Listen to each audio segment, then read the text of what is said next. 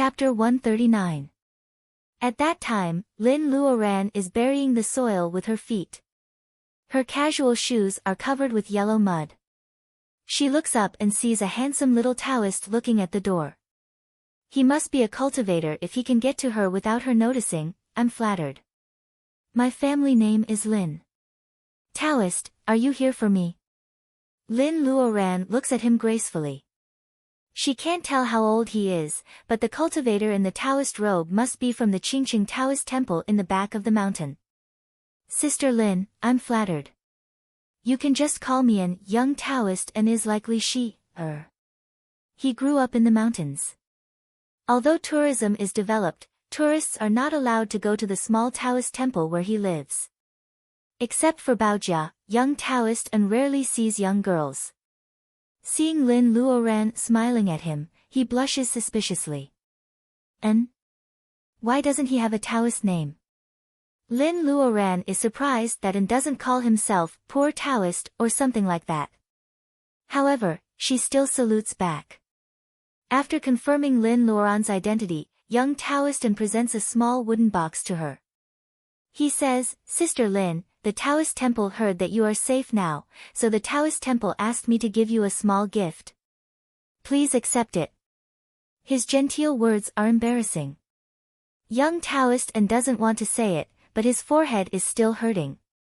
He is afraid that his master will hurt him again. Therefore, he has to say it like he is reciting from a book. A small gift? Lin Luoran blushes. After all, the superior of Qingqing Taoist temple has taken care of the Lin family. She hasn't even bought a gift yet, but the superior of Qingqing Taoist temple has sent her a congratulatory gift. Even though the superior of Qingqing Taoist temple may have some ulterior motives, he is really nice to her. Thinking of this, Lin Luoran takes the wooden box in a hurry.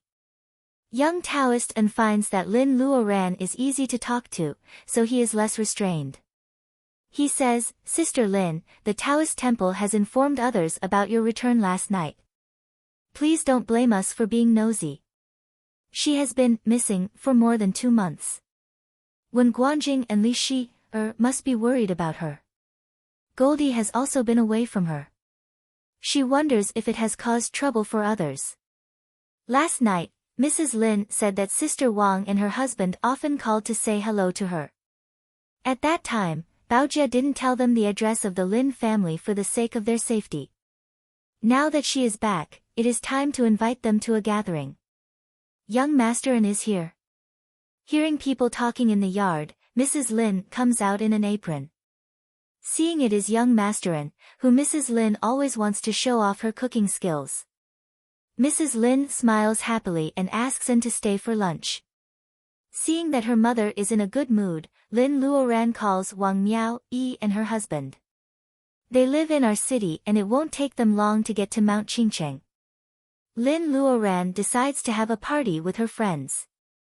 Seeing that Luodong is in a good mood, An finally shows his childish side.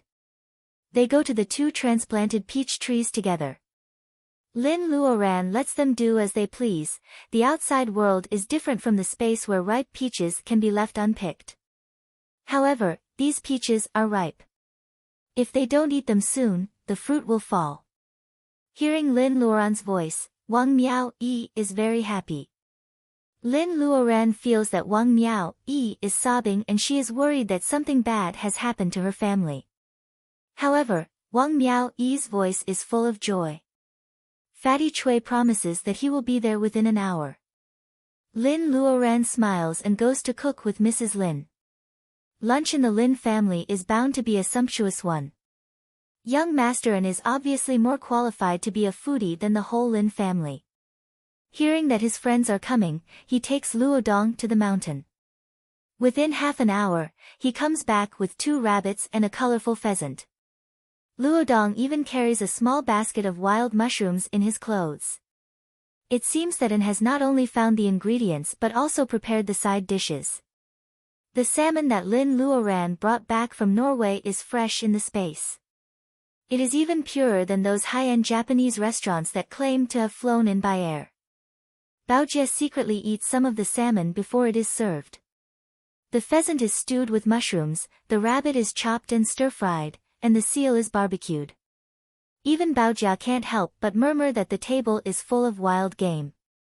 Not to mention the vegetarian dishes, the leek in the space is delicious enough to fry an egg.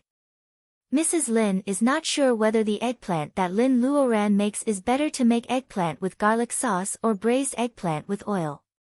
Looking at the high-grade ingredients with reiki all over the place, young Master An is so itchy that he doesn't know where to put them. However, Mrs. Lin wants to show off and forbids him from cooking. Young Master An can't help but scratch his ears and rub his nose. He feels that watching the high-grade ingredients being put into the pot without being able to cook is 100 times more painful than being beaten by his master. When the dishes are almost ready, Lin Luoran secretly hides in the basement. She already has an idea of what to give the superior of Qingqing Taoist Temple.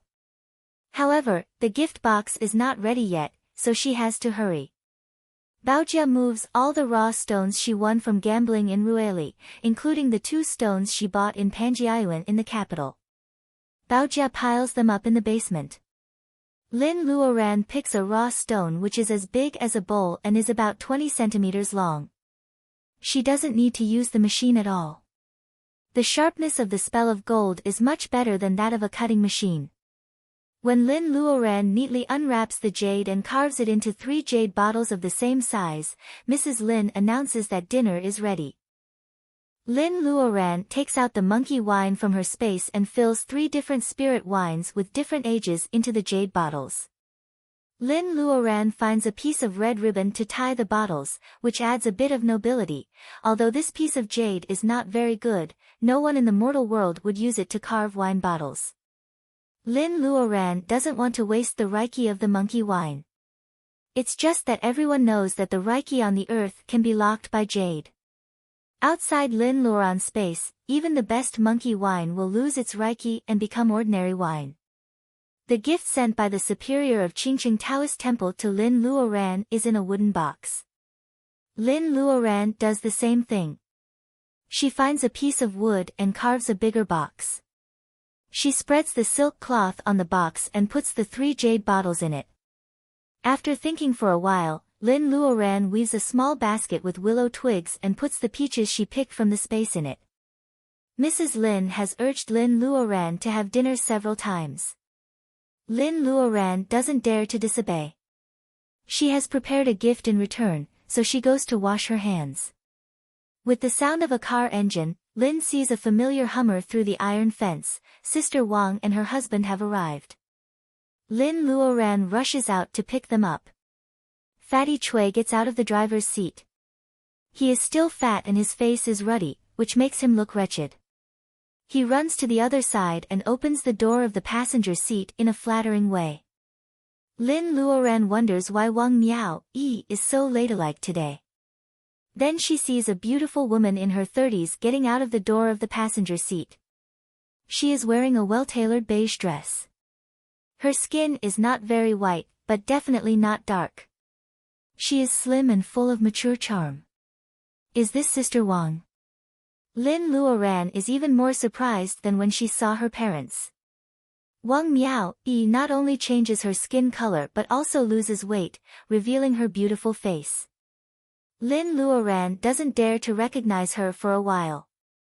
Seeing Lin Luoran's stupefied look, Wang Miao Yi feels embarrassed. She still acts like a tigress and says, "It's all because of you. What kind of pills did you give me? I can't believe I changed so much after taking 1 bottle." Lin Luoran pats her head. She made the skin beauty bolus for Wang Miao Yi. How can she forget this? Fatty Chui bows to Wang Miao Yi. Lin Luoran knows that Sister Wang used to be so beautiful. She just took some pills to have a baby, which broke the balance of her body. That's why she became fat and dark. Although they have been together for many years, no husband will complain about his wife becoming beautiful again. Seeing that Fatty Chui flatters Sister Wang even more, Lin Luoran is happy that she can do something for her friend to make the relationship between Sister Wang and Fatty Chui more harmonious. Lin Luoran steps forward to help Wang Miao Yi, who is embarrassed. When her hand touches Wang Miao-Yi's, Lin Luoran notices something wrong in Wang Miao-Yi's body. Sister Wang, you. Lin Luoran stares at Wang Miao-Yi's belly in disbelief. Fatty Chui can't hold back his joy anymore. He smiles and says, I had a checkup the day before yesterday. The doctor said I'm 2 months pregnant. Sister, I'm going to be a father. Ha ha ha. Ignoring Fatty Chui's complacency, Wang Miao-Yi changes her tough style.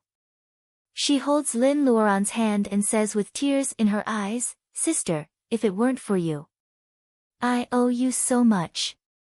I don't know how to pay you back. Lin Luoran is worried that a pregnant woman will be upset. She says hurriedly, Sister Wang, if you really want to pay me back, why don't you ask me to be your child's godmother? Lin Luoran lowers her voice, that way, my parents won't worry that I can't get married. Now that I have a grandson, they can worry about me. Wang Miao-Yi is amused by Lin Luoran's playful look. She pokes Lin Luoran's forehead with her finger, what do you want me to say? They talk and laugh and walk in the front together. Fatty Chui follows them closely because he wants to protect his wife. However, he is still thinking about what Lin Luoran just said. Alas, Lin Luoran can turn stones into jade, cure diseases, and look like a girl in a painting. What kind of man is worthy of her? Fatty Chui shakes his head and sighs. He also starts to worry about the problem that his mother has been worrying about. Lin's family places lunch under a big tree in the back garden of the villa. When they are setting up the chopsticks and serving the dishes, a couple that gives the guard a headache comes to the villa. Although the guard has been scolded by the manager as soon as he comes to work today, which means that he should leave number 18 villa alone. Even the security guards are not allowed to inspect the villa. However, the group of visitors today is so strange. A Land Rover stops in front of the gate of the villa. A girl in ancient costume is standing beside the car. She has bright eyes and white teeth. Her smile is even prettier than that of a princess on TV. The man driving the car is very young and his clothes are normal. If this is all, the guard will just think that rich people are transvestite. However, what's with the thing on the top of the car? Goldie is squatting on the top of the car in the shape of a golden eagle standing alone. Even the Land Rover can't bear its weight. The early summer sun is strong, shining on Goldie's body with golden feathers, making it look like a huge golden sculpture. If it didn't want to chirp, the guards would really think that it is a golden bird sculpture that a nouveau riche wants to take home. Li Shi pouts and complains in a low voice, I told you that we could fly in with Goldie. But you said that we should drive. This is so troublesome. Chu Yi wipes the cold sweat on his forehead. Sister Li is innocent, but he is normal. Everyone in the world of cultivation knows that the superior of Qingqing Taoist Temple has a weird temper. He doesn't dare to show off on a bird in front of a senior in the level of laying foundation. While Chu Yi is explaining to Li Shi, Goldie on the Land Rover has been impatient for a long time. It spreads its wings and the hat of the guard is crooked. Then it flies into the sky and hovers over the villa, making a clear and loud eagle cry, in number 18 villa of the villa. Everyone has washed their hands and is sitting at the round table, waiting to taste Mrs. Lin's cooking. Lin Luoran is pouring wine. She hears Goldie's voice. If the eagle's cry is similar, Goldie's breath can't be wrong. Thinking of Li Shi, Lin Luoran smiles and looks up. Chapter 140. Goldie flies over the villa. At this time, it is not midsummer, so there are not many guests who come to avoid the summer. Only in the number 7 villa, there is a room with the smell of disinfectant. On the balcony, an old man covered with age spots is wearing a hospital gown and basking in the sun. Seeing Goldie's handsome body, his drooping eyelids show a look of surprise. He picks up the phone next to him and dials a number with trembling hands. Master, I have found the strange beast you mentioned. A golden hawk with a wingspan of 7 or 8 meters. It is definitely a species that I have never seen before. The old man on the other side of the phone keeps nodding his head and saying yes. After hanging up the phone, the old man in hospital gown calls a bodyguard who is on standby downstairs and whispers a few words to him. The old man is still excited until the bodyguard goes downstairs. "Chairman, it's time to take your medicine." A female housekeeper in her 40s walked up with a crystal plate. There was a small piece of red jelly in the small cup. The old man's excitement was washed away by half. He swallowed the red jelly with a look of disgust. His Adam's apple made a hissing sound. "It will work this time. I don't have to endure such a life anymore." The old man in the ward feels better after eating the jelly. He signs several important contracts and starts to sunbathe on the balcony again. Lynn Luoran's spiritual mind can only cover a few hundred meters. Every villa is far away from each other, so she knows nothing about what is happening in number 7 villa. At this moment, the whole Lynn family is immersed in the madness brought by Goldie. Human beings have always dreamed of flying since ancient times. Even with Lynn Luoran's personal ability, she can't fly without external help, let alone her parents and Baojia. In fact, Lynn Luoran's turning stone into jade, Master Jia's favor, Mu Tiannan's Reiki jade, the skin beauty bolus that Lynn Luoran made for Wang Miao Yi, and the villa in front of them, which is said to be the new house of the Lin family. Wang Miao Yi and Lynn Luoran have known that this girl is not an ordinary person. But no matter what, it is not as shocking as this moment. Lynn Luoran said that this magnificent golden hawk is her mount, and it can carry people in the sky. Immortals came on cranes. This was an unforgettable impression in Huaxia mythology. What was the difference between riding a hawk and riding a crane? Even if he doesn't believe it, Lynn Luoran's identity is obvious. Baojia wants to enjoy herself on the spot, but Lynn Luoran stops her because it is too conspicuous in the daytime. Xiao Jin tilted its head and looked at everyone.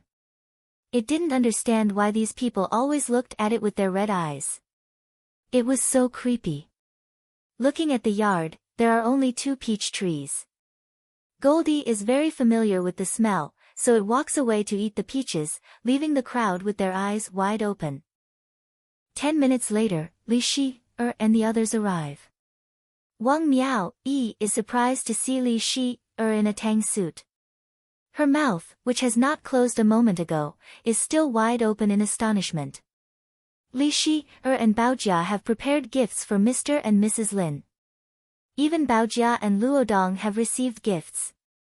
Li Shi, finally has the time to look at Lin Luoran with red eyes. Miss Lin has been missing for more than 2 months. Many people say that she can't be alive. Only Brother Wen, Lin Luoran, and Chu Yi believe that she is still alive. Days go by.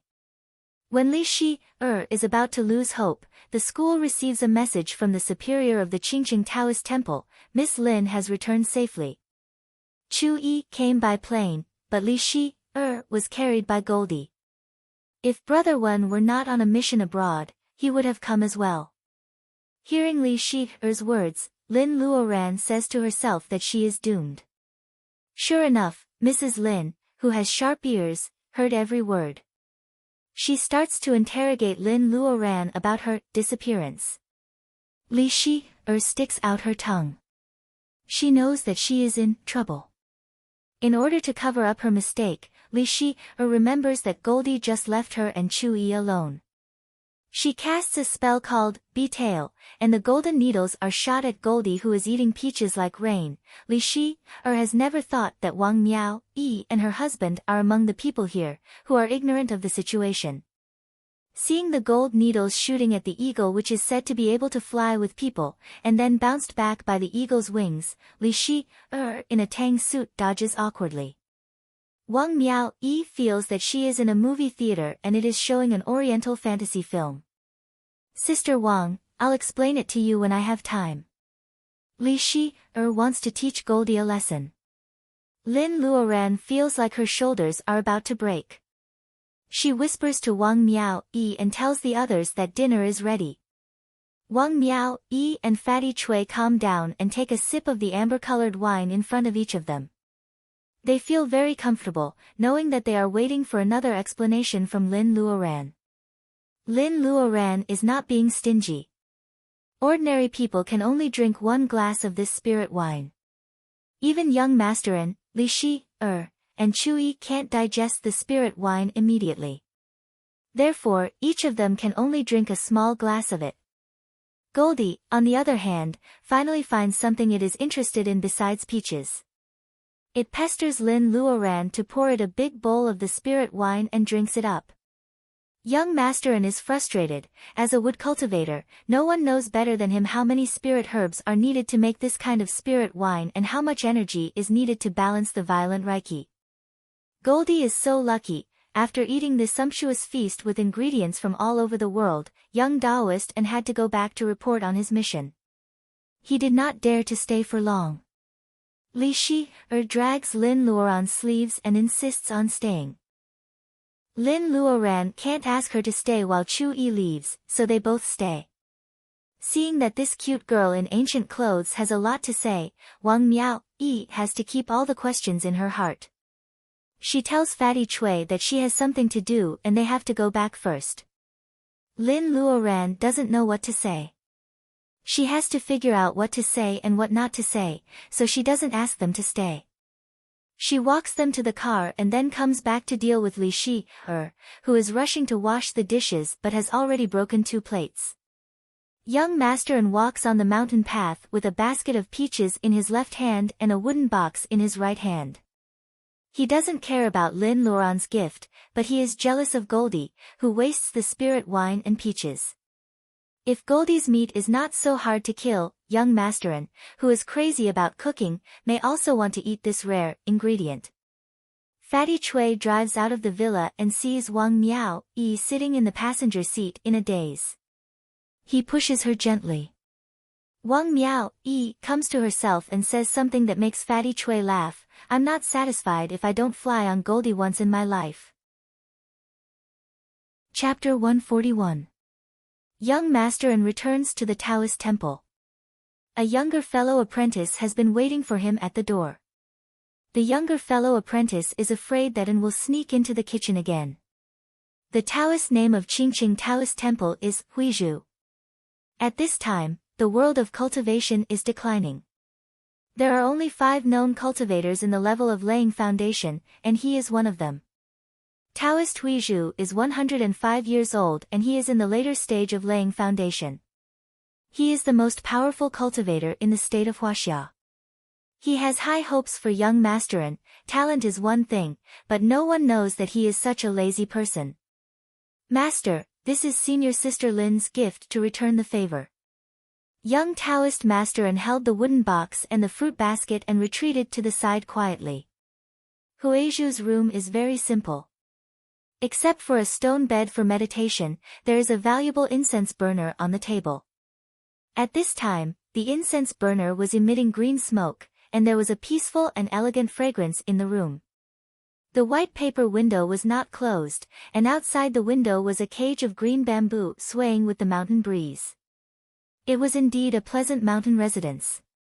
In fact, young Masterin knows that the incense burner is made from the plants in the mountain by himself. It is not valuable at all.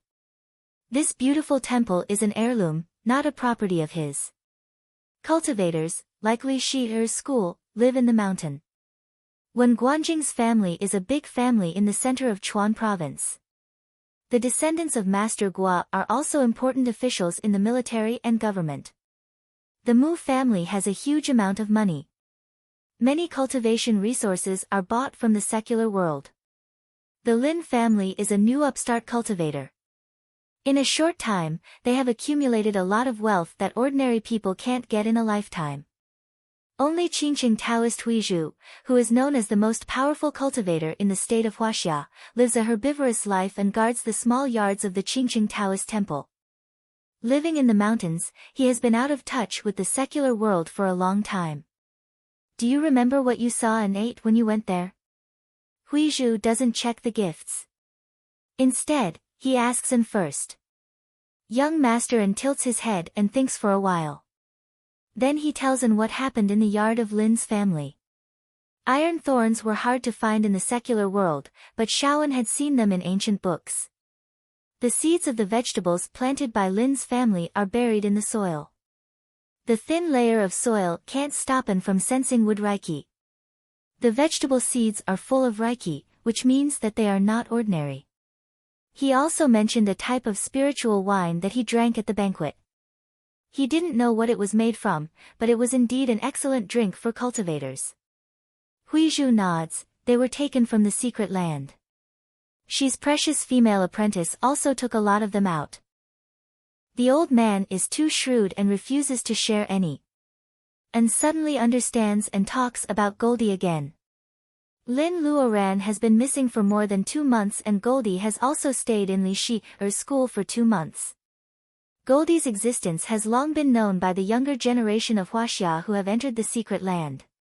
Old Shi, did that female disciple also go today?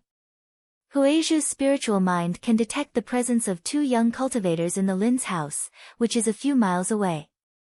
What's more, he insists that one of them is Li Shi. Even An feels strange and nods. Huizhu finally opens his eyes.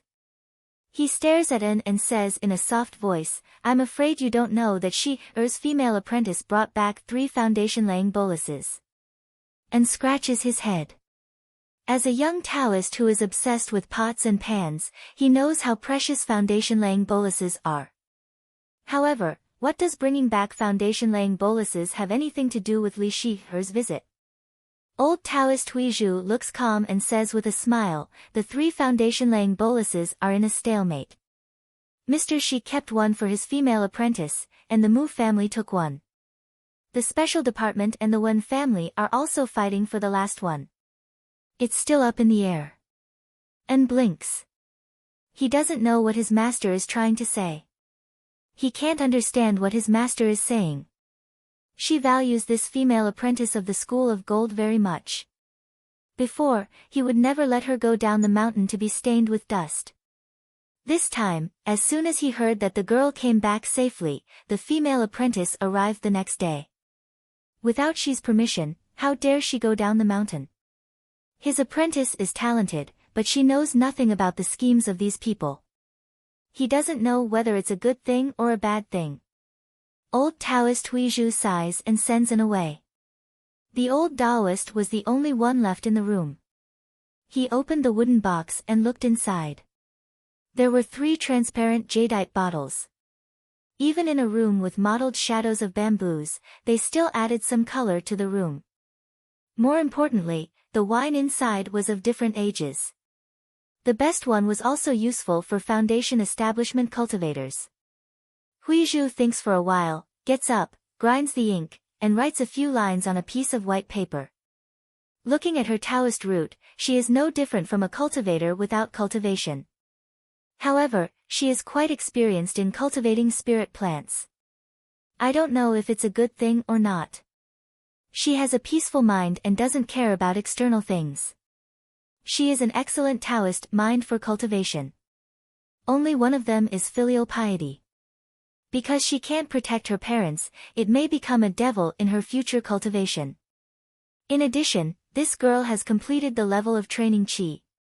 Laying foundation will come soon. How can a cultivator without cultivation progress so fast?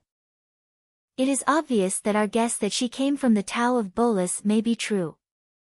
After thinking for a while, Huizhu adds, a genius of single nature is hard to come by in 100 years. However, in a few years, she has all 5 elements, and all of them are related to her.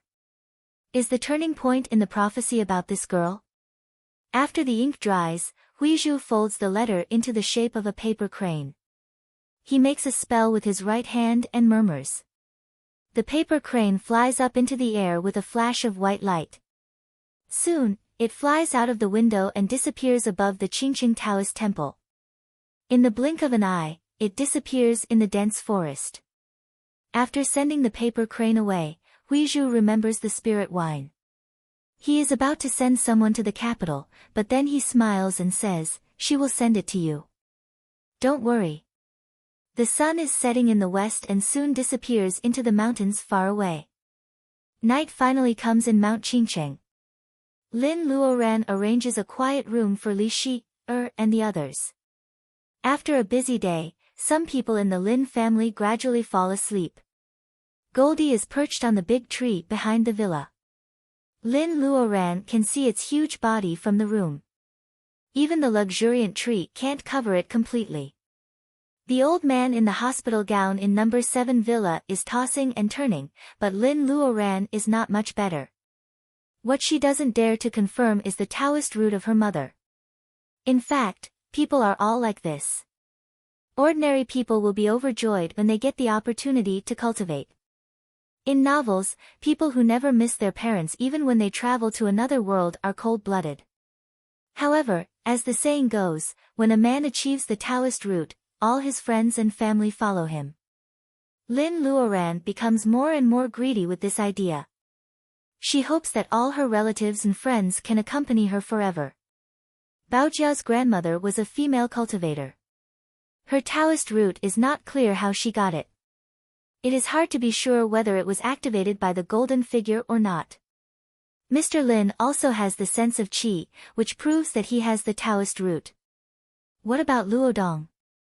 Decades later, when Luodong is getting old, his relatives will become younger and younger, and he will face death alone. How cruel it will be. And Mrs. Lin? Lin Luoran sighs and finally agrees to answer the question. At this time, everyone was asleep, right? Lin Luoran has something on her mind and she can't meditate tonight. She looks out of the window. The night air in the mountains is very fresh. She can hear her parents breathing. Luodong's bedroom is next to Lin Luoran's. Luodong kicks off the quilt when he is sleeping. Lin Luoran tries to calm herself down and sends Reiki of the 5 natures to Luodong. Blue, repulsive.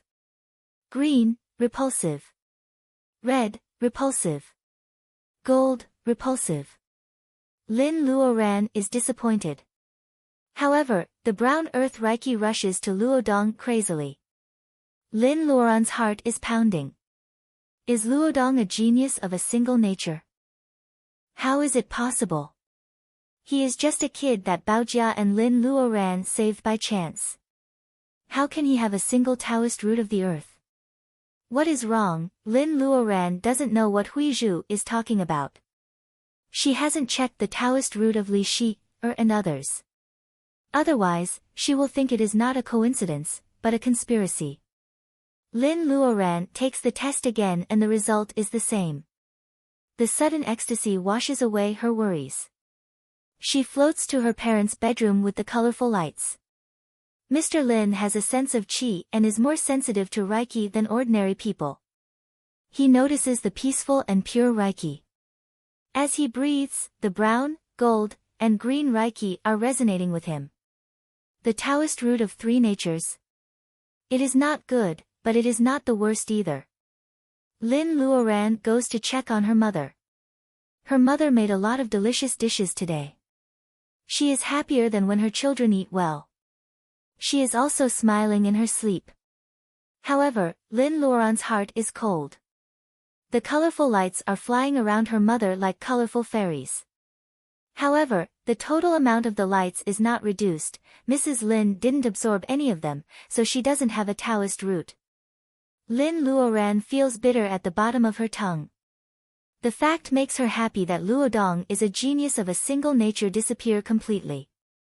Lin Luoran has a ridiculous feeling of imbalance. It turns out that there is a difference between family and alienation. Lin Luoran is kind to Luodong out of sympathy. However, Mrs. Lin is Luodong's mother. Why can Luodong have a Taoist root while her own mother can't? The moon waxes and wanes, and people have joys and sorrows. Lin Luoran understands all these, but she only understands it when she is talking to others, not herself. Lin Luoran doesn't know that she can't accept the result that it is impossible to have a Taoist root. Lin Luoran's mind is fluctuating so much that all the items on the table near her are shaking. Bang! A small wooden box falls to the ground and breaks into 2 pieces. Lin Luoran's attention is attracted by the box. The items on the table finally return to normal. In the broken wooden box, there is a yellowed book. Lin Luoran can see some big black words clearly under the moonlight. Chronicle of the 9 Provinces. Lin Luoran looks at the small wooden box. This is the gift from the superior of Qingqing Taoist Temple. Chapter 142. Lin Luoran still can't accept the fact that her mother has no Taoist root. She is not in the mood to read Chronicle of the 9 Provinces. Lin Luoran is not in the mood to cultivate. She has something on her mind, so she enters the space. The space seems to be bigger. Lin Luoran suspects that the size of the space is related to her level of cultivation. In addition to this, she also has a vague guess. The emerald tree is of the nature of fire, and the ice grass is of the nature of water. Are there properties related to the Taoist root she has awakened in her body and the size of the space? Lin Luoran has no way to prove it. She secretly decides that she should pay attention to the other 3 kinds of spirit herbs and spirit woods in the future, maybe only those at the same level as the emerald tree and the ice grass can cause the space to change again. As for the small wooden house that was enveloped by the restriction, when could it be opened? Will the golden runes she saw in her dream be inside? Can the mysterious power solve the problem of her mother's Taoist root? Lin Luoran shakes her head to get rid of these distracting thoughts. She starts to sort out the messy space. 8 jars of monkey wine are neatly piled up under the peach tree. Luminous sand that she risked her life to get in the bat cave. There is a small jar of white 1,000-year-old sand and a small jar of light yellow and bright yellow crystals of unknown age. 2 monkey mushrooms are the primer of foundation-laying bolus given by the old monkey. Of course, one of them belongs to Li Shi, a lot of weeds found in the nest of the black bear. In an environment without any light, this type of spiritual herb was known as the 7-star grass. Not only was it another main ingredient of the Foundation establishment Dan, but it could also be used in many pill recipes. If she didn't find so many in the nest of the black bear, Lin Luoran would not make up her mind to look for the 1,000-year-old luminous sand. It is a pity that the 7 stars grass can't be any drier. Otherwise, she can plant it in the space and it will be inexhaustible. In addition, there are some famous and unknown spirit herbs and a bag of seeds of spirit herbs. Lin Luoran feels that she will have enough seeds to feed her family in the next 100 years. Butterfly bush flower is the only one she hasn't found in the formula of foundation-laying bolus. However, Lin Luoran is not worried. She has agreed that cultivators from the state of Huaxia can exchange what they find in the secret land. She doesn't find butterfly bush flower, but it doesn't mean others don't. These are all real things. In fact, the most valuable thing is that she met White Fairy. Lin Luoran gets a copy of Introduction of Sword. Even when Guanjing doesn't have time to read the last part. Luoran gets a copy of Sword Riding Spell, and saves her a lot of money on the Sword of Sword. There is also a Water Spell of Sword, which is probably White Fairy's private collection.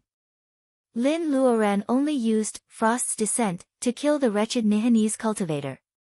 For Lin Luoran, the most useful thing is the memory bead of White Fairy before she fell asleep. It is a small encyclopedia before the level of bearing essence. Even though she hasn't laid foundation yet, she can still understand a lot of content in it. There is also a very powerful golden hawk. White Fairy says it is called Golden Hawk. It seems to have infinite potential, but Lin Luoran needs time to cultivate it.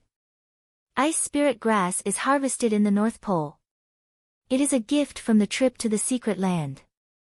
In addition to the above, Lin Luoran also gets a messy space, just like what she sees in front of her. The vines of the Polygonum multiflorum entangled the territory of the ginseng. Below the chili, there was actually a kind of spirit herb called jade grass. Well, there were also a few flower mushrooms among the chives. A few of them were in a cluster. They were bright and dazzling. They were very rare spirit mushrooms. All in all, the planning of the space was extremely urgent. The land area of the space has been doubled, which is convenient for Lin Luoran's planting plan. Fruits like peaches must be planted. Lin Luoran wants to make spirit wine by herself in the future. She can't grow grains in the space to make wine. Fruits are more reliable. Now there are several peach trees in the space. Lin Luoran plans to keep only 2 and transplant the rest. She can plant them behind the villa or in the house in the city. Anyway, there is an open space. Fortunately, Lin Luoran has planned to plant peach trees. With the spring as the center, all the peach trees are planted in the outermost part of the land, which is the closest to the cabin. Lin Luoran doesn't need to move them now.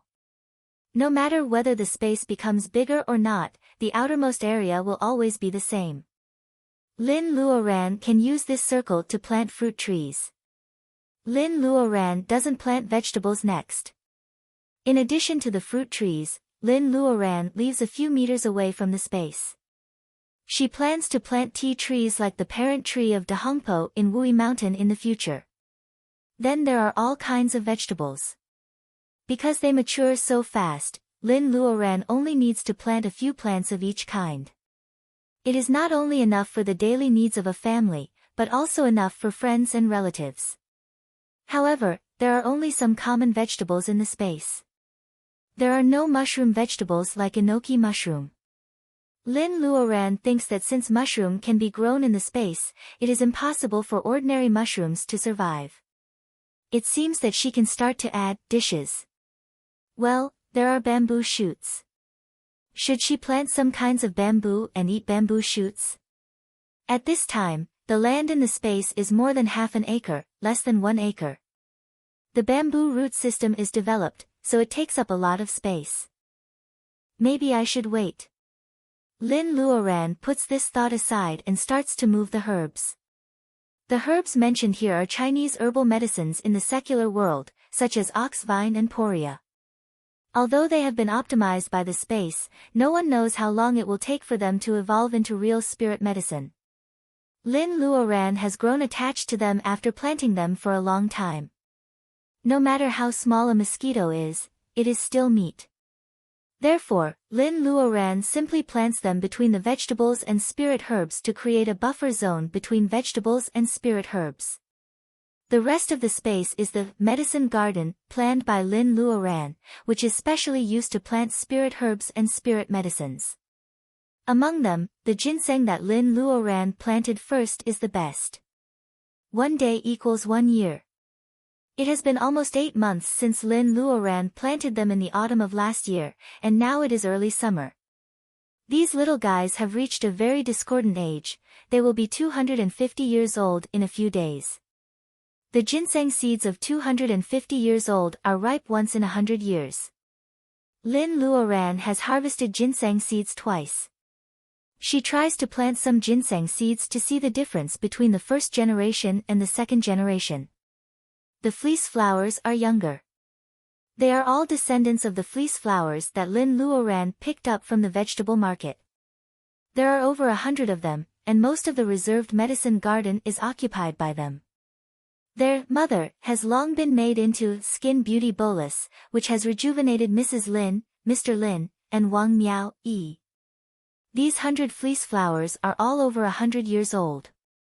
Lin Luoran is worried about what to exchange with the special department. She decides to keep some of them as seeds and exchange all the others. 1 day equals 1 year in the space. Lin Luoran is reluctant to pull them out, so she transplants them densely together and pulls them out when it's time to exchange. Now the space is cleared. Lin Luoran replants ginseng, spirit herbs, and spirit mushrooms in an orderly manner. The space is used to the extreme. Lin Luoran also sprinkles some commonly used spirit herb seeds. Even though Lin Luoran has an extraordinary physique, such meticulous and continuous work still makes her feel tired. However, looking at the clean space, the spirit herbs are well arranged, and the fragrance of fruits and vegetables permeates the air. Lin Luoran feels that her tiredness is worth it. Under the peach tree is the original grass in the space. Lin Luoran has been planning to weave some futons for a long time. However, she has never done it before. Now is the right time, so she takes a bunch of futons out. The room is still so quiet. The shadows of the trees are modeled in front of the floor-to-ceiling window, and the croaking of frogs is endless. The moonlight shines on the desk, and the Chronicle of the 9 Provinces is still on the ground. Weaving a futon is a piece of cake for Lin Luoran, who has flexible fingers now. She can do it by feeling. Her hands are occupied, so her eyes are free. Lin Luoran picks up the book and spreads it on the desk. The cover of the book is yellowed, but the pages are not damaged because of the perfect preservation. Lin Luoran carefully opens the book with her fingers. There is only a small line of words on the cover. I am 480 years old, but I haven't reached the late stage of bearing essence. It is impossible for me to reach the level of gathering vitality. I don't want to waste the rest of my life, so I travel the 9 provinces for 20 years. I leave a book with some strange stories for future generations to laugh at. It is signed in the 3rd year of Mingzhengde, and the author is Nanling Hermit. Is this a travel book written by a senior in the level of bearing essence? Why didn't he use the jade map? Instead, he chose a paper book. Lin Luoran is interested in it. While weaving a futon, she opens the Chronicle of the 9 Provinces, which is thicker than a brick. The more she reads, the more she feels it is interesting. For example, in the 14th sentence, Nanling Hermit is curious about the blue pearl, mermaid's tears, which is loved by female cultivators. There hasn't been a new one for hundreds of years, so he wants to find the mermaid who can turn tears into pearls. He searched the entire East Ocean, but he only found a skeleton that looked like a human and a fish on a lone island. Until the end, Southern Mountain Hermit did not know if mermaids really existed in this world or if it was just a rumor in the cultivation world. In the 53rd sentence, Nanling Hermit once watched the tide from the top of Yang Tower.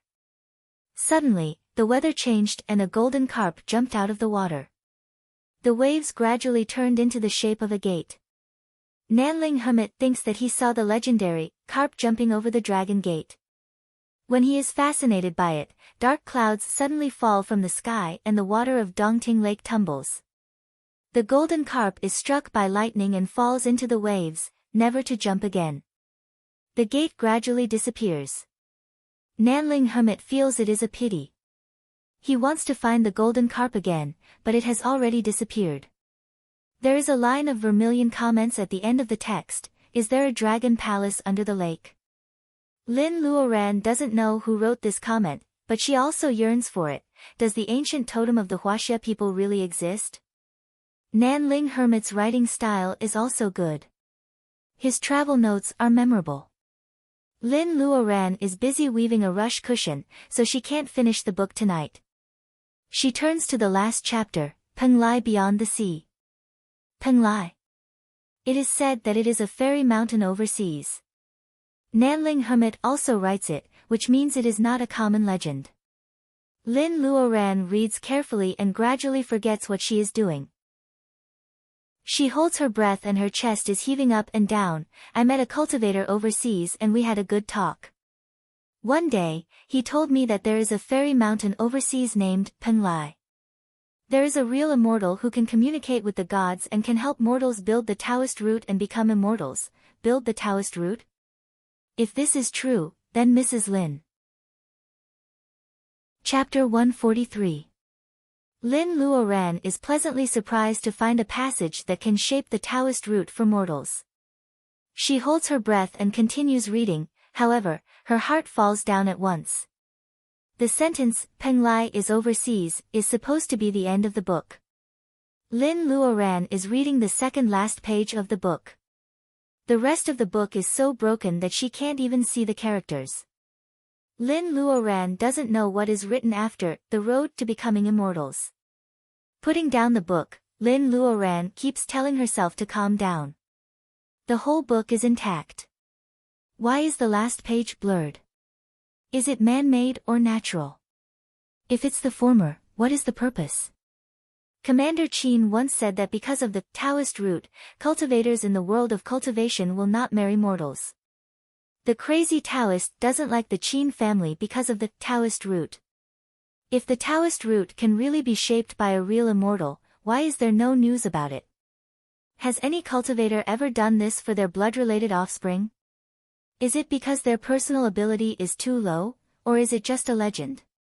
Even if ordinary cultivators don't care about family, there must be two exceptions. They must have tried hard for it. Did they succeed? Did they know about the spirit mountain, Penglai, mentioned in Lingnan Lay Buddhist's book? Lin Luoran's personal ability is poor. Even if there is a real immortal, Lin Luoran can't find the entrance to Penglai alone in the vast sea. Lin Luoran sighs and closes the book. The rush cushion in her hand has already been woven. She sits on the rush cushion and meditates while sorting out her thoughts. The unique fragrance of grass calms her down. Even the knowledgeable white fairy says that she has never seen a divinization cultivator in her 600 years of cultivation. What kind of state can a cultivator be called a real immortal?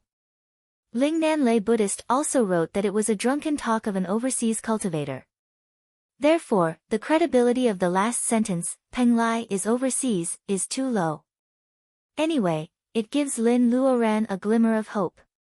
If it is for Mrs. Lin, she can find Penglai. How difficult is that? Even if this doesn't work, she still has the bead. As long as she can extend her mother's life, she will have more time to solve this problem. Lin Luoran's depressed mood is lifted up again. Tonight, in just a few hours, her mood was raised to the highest because of Luodong's Taoist root and then to the lowest because of Mrs. Lin's lack of Taoist root. Now, she finally finds an opportunity to calm down. Lin Luoran relaxes and suddenly realizes that she is soaked in sweat, as if she just got out of the water. By the time Lin Luoran comes out of the shower, the sky is already bright. The dark night is over. In the Lin family's villa, sounds gradually came, indicating the arrival of a new day. At 7:00 in the morning, everyone except Luodong gets up. Seeing that Mrs. Lin is preparing breakfast for everyone, Lin Luoran cheers herself up. She must work harder on cultivation. Whether it is to unlock the potential of the bead or to find the spirit mountain overseas, cultivation is indispensable. Seeing that she can't do anything in the kitchen, Lin Luoran goes to the yard and casts the growing spell on the iron thorns. After watering them with wood reiki, thin vines finally grow out of the iron thorns and try to wrap around the iron railings. Lin Luoran is satisfied. In 3 or 4 days, the vines will basically grow and be effective. Junior brother Chu, do you know when and where the deal will be held? Li Shi, and Baojia are showing off to Mrs. Lin. Only Chu Yi is watering the flowers in the yard. Thinking of the dense fleece flowers in the space, Lin Luoran can't help asking. Chu Yi hurriedly puts down the sprinkler and says, "Sister, it has been more than a month. Don't you know?" He suddenly remembers that Lin Luoran has been missing. Feeling a little embarrassed, he takes the initiative to explain to Lin Luoran. At first, Lin Luoran thought that there must be a trade fair. Hearing that it has been going on for more than a month, Lin Luoran thought that she had missed it and was very disappointed. However, Chu Yi tells her that it is not what she thought. Where should the trade fair of the world of cultivation be held in the 21st century? A valley with birds chirping and flowers fragrant? That's too old-fashioned. A secret auction? Can't you be more old-fashioned? In the 21st century, everyone had convenience, and everyone couldn't live without it. Other than the internet, there was nothing else. Chu Yi tells Lin Luoran that today's world of cultivation has its own BBS. Users are required to register with their real names. After verifying their identities, they can trade what they need in the BBS. Isn't it fashionable? My dear, they will definitely provide free shipping. Hearing Chu Yi's words, Lin Luoran shivers. Free shipping? Damn Taobao, dear. She used to be cheap and often bought online. Now she has been poisoned by all kinds of intimate relationships. She doesn't expect that she still can't escape from this after becoming a cultivator. Living in a villa in the mountains, a computer is also indispensable. Chu Yi really encourages Lin Luoran to register. The name of the BBS is Tribe for Cultivators. Ordinary people can't find this well-hidden small BBS. Even if they find it, they will think that it is a group of readers who like xianxia. Because the names of those posts are too funny, for example, Chu Yi's registered name is Never Angry Chu Yi, and it is verified. Look at his post, Can I meditate while lying down? Real experience of Bermuda's secret land. This article is serialized. Please don't jump into the trap. Li Shi passes by the study and sticks her head in. Seeing that Lin Luoran is on the BBS of Tribe for Cultivators, she loses interest. Lin Luoran asks for the reason. Li Shi tells her that she has been cultivating in the mountains since she was a child. Her master is strict with her. Her master wants her apprentices to keep up with the times, so each of them has a computer. However, the internet is blocked, so they can only access this BBS. Li Shi is so bored that she is not interested in this BBS anymore. When Li Shi shows Lin Luoran her sock puppet and asks to add her as a friend, Lin Luoran tries not to roll her eyes. Sister Li Shi who wants to keep her mistress. She was simply acting cute. No wonder everyone doted on her so much. Seeing Lin Luoran again, Chu Yi feels that Sister Lin is more and more approachable. When Lin Luoran registers, Li Shi tells her to call her approachable Sister Lin. Chu Yi nods hard. Lin Luoran has no choice but to type the name into the BBS and kick them out of the study. Lin Luoran submits her registration information and posts a post on the trading board, seeking butterfly bush flower. After a while, someone asks cautiously, "Are you Sister Lin Luoran?" Lin Luoran replies that it is. The BBS is full of many apprentices who have just stepped into the congenital realm and rookies at the early stage of training chi. Brother, come and see Sister Lin. Sister, what is butterfly bush flower? Sister, I want to keep you as my mistress. I can warm your bed. Lin Luoran is dazzled by their comments, but she is not angry at all. This is how the internet works. Because of the distance, people will reveal their true selves. Lin Luoran would rather see them like this than to see a group of people being respectful to her. Seeing that they are all chatting, Lin Luoran feels that she might have come at the wrong time. Seeing that no one has butterfly bush flower, Lin Luoran posts another post, pure 100-year-old fleece flower.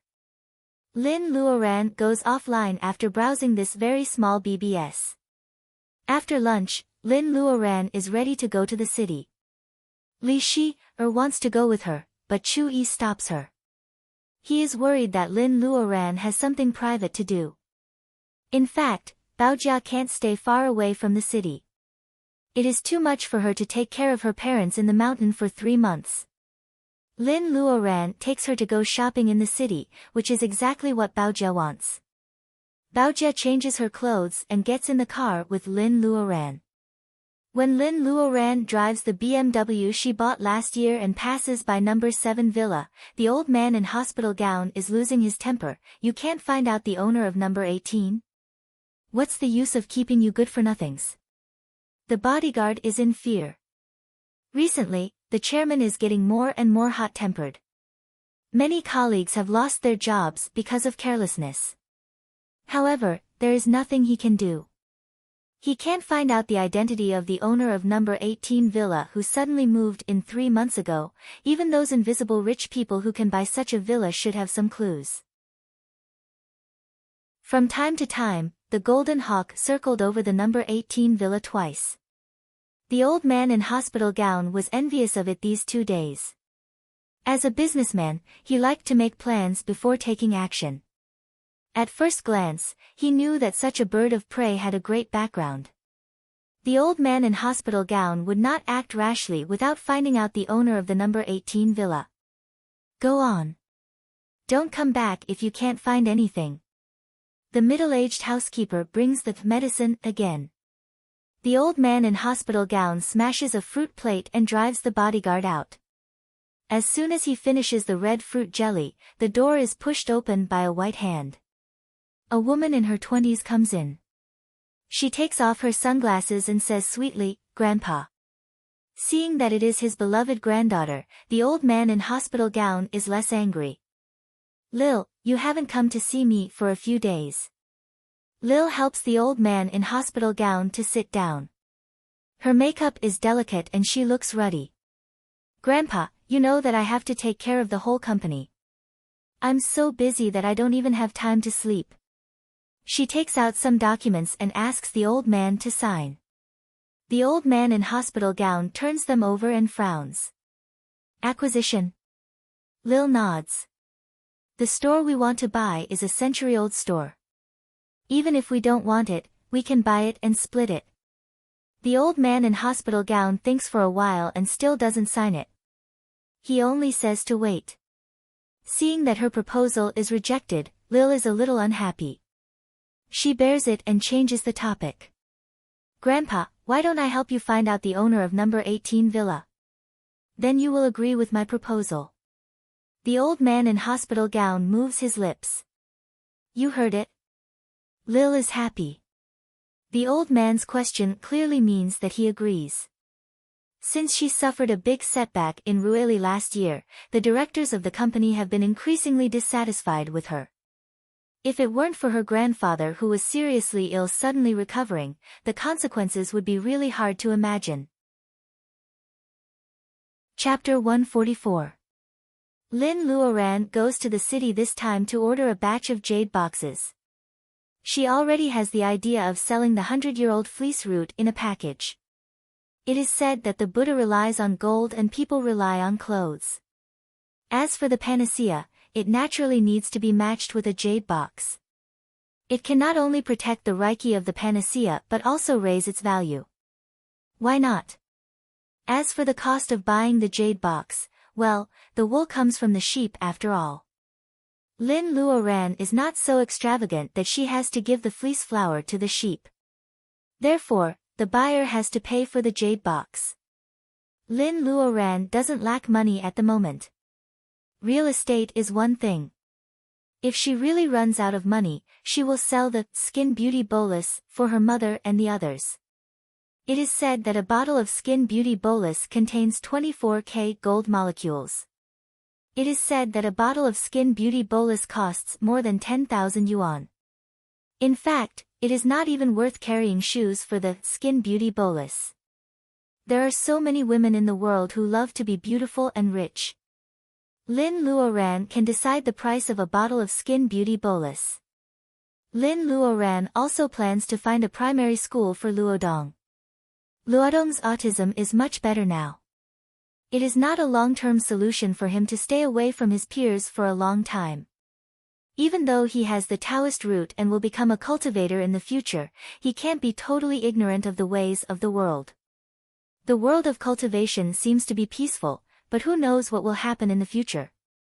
Even Lin Luoran can expose the fleece flower because she has an imaginary master behind her back. In addition, she reveals some good stuff from time to time, which makes the existence of this master more and more obvious. The safety of herself and her family is actually like treading on thin ice. As soon as Baojia arrives in the city, she wants to go shopping. However, thinking of Commander Qin who is alone in the military compound, she gives up the temptation of shopping and wants to go home to see her grandpa. Lin Luoran can't stop her from being a filial daughter. She even offers a big bag of fresh vegetables to Baojia. Because Baojia has the Taoist root, young master and doesn't hide anything from her while living in Mount Qingcheng. Baojia gradually gets to know a lot of common sense in the world of cultivation. For example, Lin Luoran can make a big bag of vegetables out of nowhere. Lin, I've always been confused. Where did you get those things from? Aren't you hiding it too deeply? Lin Luoran is speechless. In the beginning, she was going to share the secret of the bead with Baojia. However, as she gradually knows the power of the bead, she gives up the idea. It wasn't that she was stingy, but the saying that treasuring a jade ring would cause one to get into trouble had been written so many times that there would always be a reason for it. At this time, Baojia has no ability to protect herself in front of cultivators. If someone wants to use her as a breakthrough to deal with her, the more Baojia knows, the more harm she will get. Lin rolls her eyes and takes out the universal sack that Wen Guanjing gave her. Here, this is the legendary storage bag. Thinking that this palm-sized gold bag is a storage bag with an independent space, Baojia is envious. She looks at Lin Luoran pitifully. Lin Luoran can't stand Baojia pretending to be a lowly. Lin Luoran says helplessly, "This one is not mine. It is temporarily given to me when I go out on a mission. I guess I have to turn it in. I'll find you another one if I have the chance." Lin Luoran sighs. Even if someone is willing to exchange for a universal sack, how many fleece flowers will she have to spend? Lin Luoran is shocked when she does the calculation. If she takes a family on the road of cultivation, the necessities such as elixirs, magic weapons, and universal sacks will be a big expense. Lin Luoran can't help but sigh. Even the landlord has no surplus food. The superior of Qingqing Taoist Temple has been looking after the Lin family for 3 months. If others want her to give them spirit wine and herbs for free, when the Lin family has more than enough, she can sell them to them according to her mood. Unless the superior is her best friend, there is no way to get them for free. Today is not a formal day, so Lin Luoran puts Baojia down at the gate of the courtyard. She plans to visit Commander Qin another day. Unexpectedly, as soon as Lin Luoran steps on the brake, she sees Lu Zheng coming out of the courtyard. Seeing the two of them getting off the car, Lu Zheng is surprised for a moment, but he soon calms down. Lu Zheng, Baojia's fiancé, used to fill the gap when Lin Luoran just broke up with Lianping. It seems that since the night Lin Luoran went to Zhou Yaowei to get even with him, he drove to pick her up and then never appeared in front of her again. She hasn't seen him for almost 4 months. He seems to have lost a lot of weight, but he still looks energetic. From such a distance, Lin Luoran can see that there are faint dark circles under his glasses. Lu Zheng doesn't avoid Lin Luoran's gaze at all. After greeting Baojia, he walks forward and says to Lin Luoran, "Long time no see. How are you?" Lin Luoran can't help but nod. She feels that behind his calm eyes, there are too many feelings that she can't bear to look at. She is so embarrassed that she doesn't know what to say. Fortunately, Lu Zheng is always so considerate. After saying hello, he says that he has something to do and has to leave. Lin Luoran is relieved and politely says goodbye to him. Baojia looks at the man and woman who are a perfect match in appearance and personality, but are separated by many invisible factors and gaps. Her eyes are complicated and she sighs quietly. Lin Luoran drives away, but she doesn't notice that Lu Zheng, who said he was going to leave, is actually parked at the corner and has been watching her. He doesn't expect to see Lin Luoran again in such a sudden situation. No one knows how he feels at that moment. Lu Zheng's fingers tighten on the steering wheel. No one knows how many connections he has made in the past 4 months. However, as Commander Qin said, there is a difference between an immortal and a mortal. Lu's family is a powerful family, so what? The door of cultivation will not open to him just because he is the young master of the Lus. No one says that he can't have the Taoist root. However, how can he open the door to Lin Luoran's world from the mortal world? Lu Zheng's mood is sour and complicated. The traffic lights at the crossroads are flashing like stars in the sky. They are like her eyes, so close and so far. Even though Lin Luoran knows what is on Lu Zheng's mind, she can't give him any response or promise. It's better for everyone to pretend that they don't know. Lin Luoran drives directly to Fatty Chui's shop. Wang Miao Yi is more than 2 months pregnant and hasn't passed the critical period of the first 3 months. Whether Wang Miao Yi is in the shop or not, Lin Luoran won't bother her. Lin Luoran calls Fatty Chui in advance. When Fatty Chui runs out, he is still panting, which makes the shop assistants guess Lin Luoran's identity. Women are the most talkative and gossipy ones. However, they only say that Lin Luoran is Fatty Chui's mistress. Everyone is wondering why their boss is so tough now. Isn't he afraid that the tigress at home will get mad? But then again, their boss's wife has changed a lot recently. Did she go to South Korea for plastic surgery? This kind of topic is women's favorite. The shop assistants inevitably raise their voices, and even Fatty Chui hears them. Lin Luoran just smiles, but Fatty Chui is sweating. Since he came back from Mount Qingqing the day before yesterday, he has regarded Lin Luoran as a master who has entered the secular world. He feels that calling Lin Luoran sister is like currying favor with her. Hearing the gossip of the shop assistants, Fatty Chui feels uneasy. To his surprise, Lin Luoran neither comforts him nor shows her displeasure. No matter how she treated him before, she still calls him Brother Chui warmly. Fatty Chui is relieved and he feels more at ease. In fact, Wang Miao-yi said last night that Lin Luoran doesn't look like a person who will exchange friends for money. At this moment, Fatty Chui totally believes in his wife's judgment. Sister Lin, what kind of jade do you want? Fatty Chui takes Lin Luoran directly into his office. There are many samples of broken jade on the shelf. Under the light, they are warm and moist. Some are good and some are bad. Lin Luoran doesn't know what kind of jade box can achieve the effect of Reiki locking. She simply checks these jade pieces by herself. She finds that with the Reiki of the fleece flower, as long as the craftsmanship is good, a piece of mid-grade jade is enough. The value of jade lies in its flawless beauty. Looking at the samples Lin Luoran picks out, Fatty Chui says with a smile, "This is cheap. I just don't know what you want to do with it." If spirit herbs are directly used as medicine instead of taking their fruits, most spirit herbs are not tall. Lin Luoran makes a picture of a long box with a length of 6 inches and a width of 3 inches and orders 100 pieces. Considering that it may be useful for herself in the future, she picks some jade of better quality and orders 50 more. Fatty Chui is in a dilemma. Even if the quality of the jade is not good, it is impossible for his family to put together such a big box. It is possible for him to sell it to all the jade market in the southwest.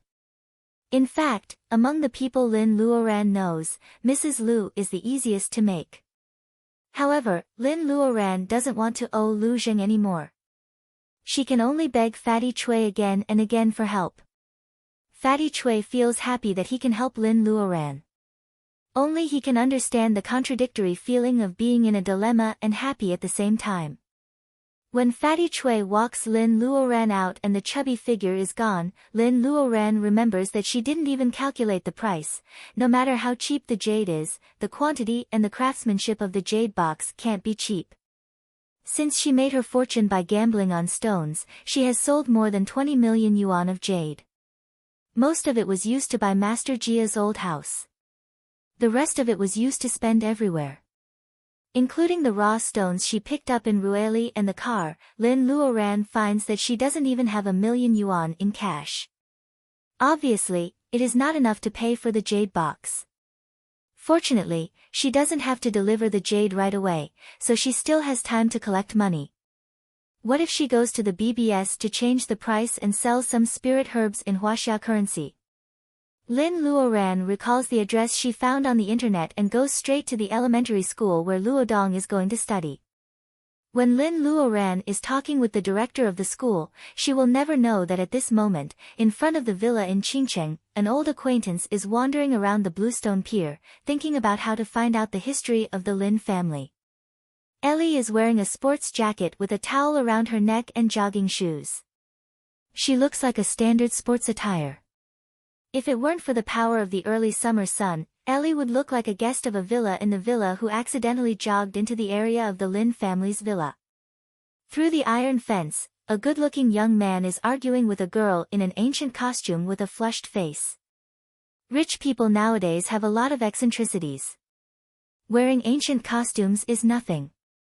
Ellie conceals the strange feeling in her heart and raises her voice slightly.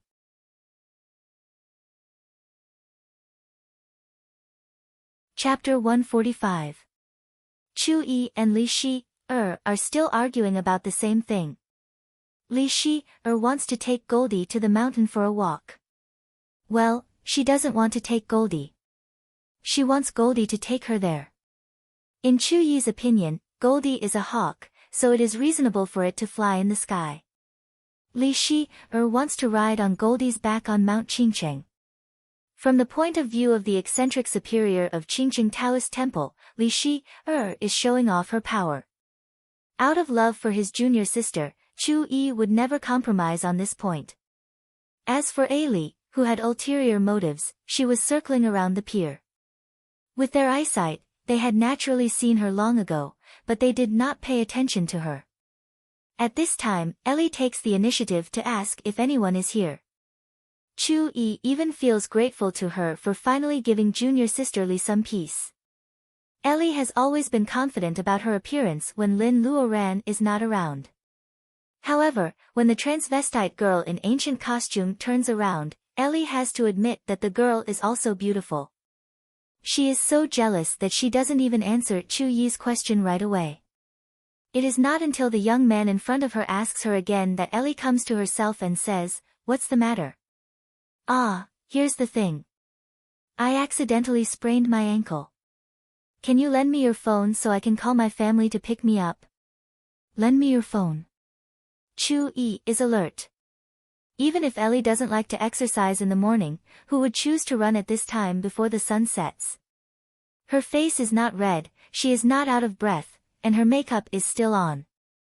How could she sprain her ankle? There is something wrong with this woman. However, she doesn't have any Reiki. How dare she come to this place? Ignorance is bliss. Chu Yi calmly hands the phone to her, but he keeps it in his mind. It's fine if he can handle it himself. There is no need to bother Miss Lin. Seeing that the young man treats her very well, Ellie regains some confidence. She is just a little arrogant, but she is still far from being a real idiot. Knowing that she can't show too much at this time, she really dials the housekeeper's phone and asks someone to pick her up. When the housekeeper comes to pick up Ellie, Li Shi can't help asking, "Brother, the woman is fine. Why did she say she sprained her ankle?" Chu Yi explains with a smile, and Li Shi is enlightened. "She approached us on purpose. Senior brother, could it be that she has taken a fancy to you? She's acting to deceive people. Senior brother, please don't choose her." Chu Yi is so angry that he almost falls down. He glances at her and decides to go back to the backyard to play with Luodong. Looking at Chu Yi who is running fast, Li Shi smiles. She pinches her face and murmurs, "She's not even as good as me. How dare she try to hit on Sister Lin? Forget it. I'll deal with it for Sister Lin." Among the 18 villas in the villa, Lin's house is the one with the highest terrain. Li Shi runs upstairs and sees Ellie's car clearly. There was a smile on her face. No one knew what kind of wicked idea she was thinking of, but she endured and pretended that nothing had happened. She ran over to tease Xiaojin. Back to number 7 villa, Ellie is looking at the phone number left by Chu Yi. She thinks that her plan has worked, but she is no match for Chu Yi and Luodong who have become clear-minded and perceptive because of cultivation. Thanks to Kong Fong, Luodong, a young boy from Lin's hometown, is able to get into a public elementary school in a district of Rome City after paying a large sum of money for Luodong. Lin Luoran has just talked with the director of the school. The director says that she can bring Luodong to take a test at any time. According to Luodong's age and progress, Luodong will be enrolled in the new semester. Maybe because of brother Kong Fong or because of Lin Luoran's beauty, the director walks her to the school gate in person and promises that he will take good care of her brother. It is the middle of May, and the new semester begins in September. That is to say, Lin Luoran still has 3 months to go. In fact, she already has an idea to cure Luodong. After settling down at home, she can start to treat Luodong. The only thing that Lin Luoran is worried about is the Zhou family. After so long, they haven't done anything. Is it because they are afraid of the superior of Qingqing Taoist Temple? The latter possibility is very low. No one knows better than Lin Luoran how serious Zhou Yaowei's injury is. Lin Luoran's whip not only broke Zhou Yaowei's bones, but also shattered Zhou Yaowei's meridians with Reiki. Unless Zhou Yaowei can find a master in the level of bearing essence to help him reconnect his broken meridians, it will be very difficult for him to heal his broken meridians. Unless Zhou Yaowei can find a master in the level of bearing essence to help him reconnect his broken meridians, he can't even stand up, let alone cultivate. When the matter with the Zhou family is over, Lin Luoran should ask her parents to come back to the city. Mount Qingcheng is a good place for cultivation, but the mountain villa is too remote. For people who can't get rid of the mortal world, it is hard for them to find a few friends to talk to. The mountain villa is suitable for them to stay for a short time. As for Goldie, it will be too conspicuous in the city. Only the villa in Mount Qingcheng, which is hidden in the green mountains and clear waters, can hide its existence. Living in the city or in the mountain, Lin Luoran can't satisfy both sides. Lin Luoran is a bit distressed. It is just after 5:00 when she finishes the business. Lin Luoran doesn't know if Baojia will come back, so she drives back to her old house behind the folk street. Mrs. Lin has been living in the mountain for several months. The house is covered with a thick layer of dust. Even the koi in the fish tank are so thin that they eat moss to survive. Lin Luoran throws some vegetable leaves into the fish tank. The fish scramble for food as if they have just been released from prison. Lin Luoran prunes the plants and casts a cleaning spell to clean both inside and outside the house. The dust collected by the cleaning spell is as big as a watermelon. Lin Luoran puts the dust into a plastic bag. Unlike the villa in Mount Qingcheng, which is a gift, Lin Luoran actually earned this house herself. In addition, she bought Master Jia's old house. Although Lin Luoran hasn't lived in it for a few days, it still means something to her. Lin Luoran goes upstairs with the help of the stairs. This is the place where she first started her cultivation. At that time, she knew nothing about cultivation. She couldn't even direct the Reiki in her body, let alone spells. Lin Luoran also has a computer in her room. She has ordered the jade box, but she doesn't know if anyone has left her a message to exchange for the fleece flower. It is still early. Lin Luoran turns on the computer and enters Tribe for Cultivators again. In the trading section, to Lin Luoran's surprise, both of her posts are pinned in red and there are many replies. However, Lin Luoran doesn't check the replies immediately. Instead, her mouse falls on another pinned post. This is a new post that was published an hour ago. Probably because the peak time for comments has passed, there are only 2 replies. However, Lin Luoran can't help clicking on it. The title is too attractive for Lin Luoran at this time: poor aptitude and no hope for cultivation. Selling a grade 2 alchemy furnace. An alchemy furnace. Is it like someone sends a pillow to me when I'm sleepy? Lin Luoran thinks that grade 2 doesn't sound like a big deal, but it should be enough to deal with the elixirs she wants now. The picture of the post has been updated. A 2-foot-high, exquisitely carved bronze furnace appears in Lin Luoran's sight. The owner of the alchemy furnace says that he wants to sell it. However, he only explains the origin of the furnace and that it is a treasure of his school. Since he is the only one left in his school, he can make the decision to sell it. The owner of the alchemy furnace doesn't indicate the price in the main post. He only says that people who want it will leave a message to reply and the price will be discussed later. Lin Luoran almost laughs when she sees the 2 replies. One is, selling the treasure of the school. The owner is an ungrateful person. Appraisal complete. The other is, moderator, lock this liar in a small dark room. The school of alchemy has long been gone. There is no treasure left. After laughing, the second message catches Lin Luoran's attention. The school of alchemy. Is it a school that specializes in making elixirs? Although the Reiki in the world is restless nowadays and the spirit herbs found in the deep mountains are not pure, they make elixirs for a living. They should have something. Lin Luoran is full of doubts. She sends a private message to the person named Unfilial Apprentice of Alchemy.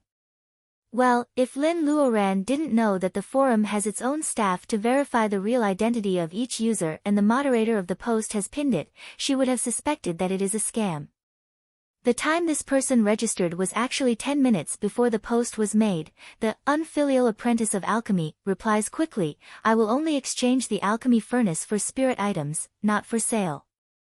This is what Lin Luoran expected. However, when Lin Luoran asks him what he wants, the Unfilial Apprentice of Alchemy keeps silent for a while. When Lin Luoran urges him, the person asks, "What bolus do you want to make with the butterfly bush flower?" Lin Luoran rolls her eyes. "How can I tell you that I want to make a foundation-laying bolus? I'm not a fool." Lin Luoran doesn't answer the question. She directly asks if she can exchange the 100-year-old Polygonum multiflorum. If not, what level of spirit medicine does she need? The person doesn't hesitate at all. He sends a mocking emoji, "I have even sold the alchemy furnace of my school. What do I need your spirit herbs for?" Lin Luoran is always good-tempered, but she is also speechless. Is this an acquaintance of hers trying to make fun of her? Lin Luoran is not in the mood to talk with him. When she is about to block him, the person sends another message, which finally gets to the point, "I will stop teasing you. You can have the alchemy furnace, but I want the bolus you made in the first furnace." "The bolus I made in the first furnace?" Lin Luoran frowns. The person asks her to give him the address quickly. Lin Luoran leaves the address of the villa in Qingcheng. When she is about to say something, the person's profile turns black. She checks and finds that the person is offline. Lin Luoran's fingers holding the mouse are stiff.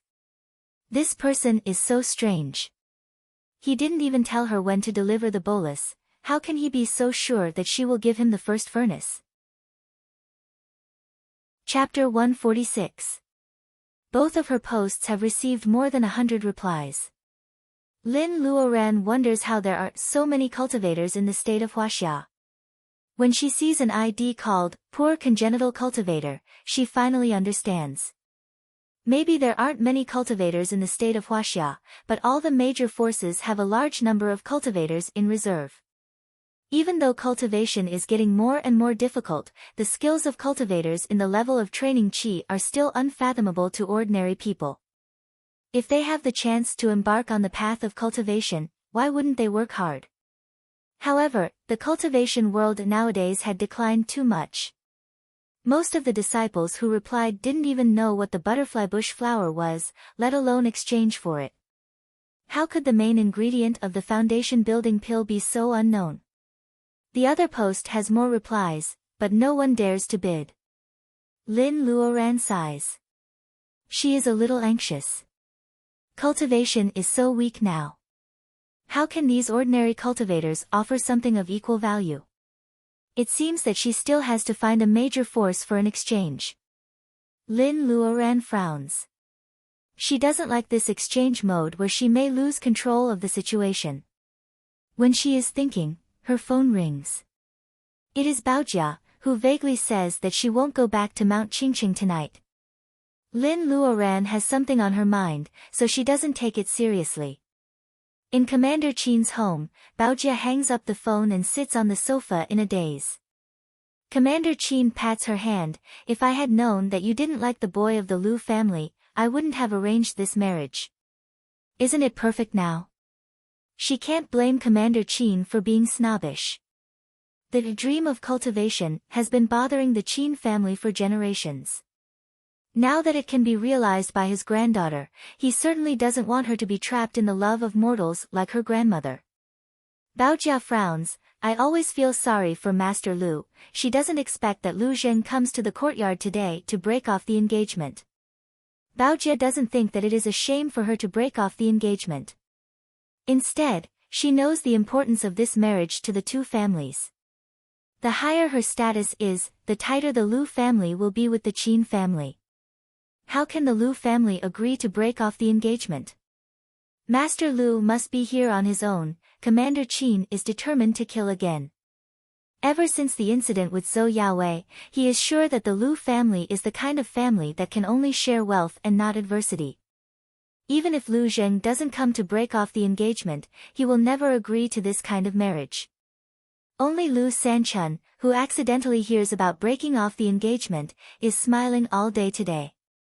People in the troupe all say that Mr. Lu's good news is coming and they will have a good life in the future. So the whole troupe is happy today.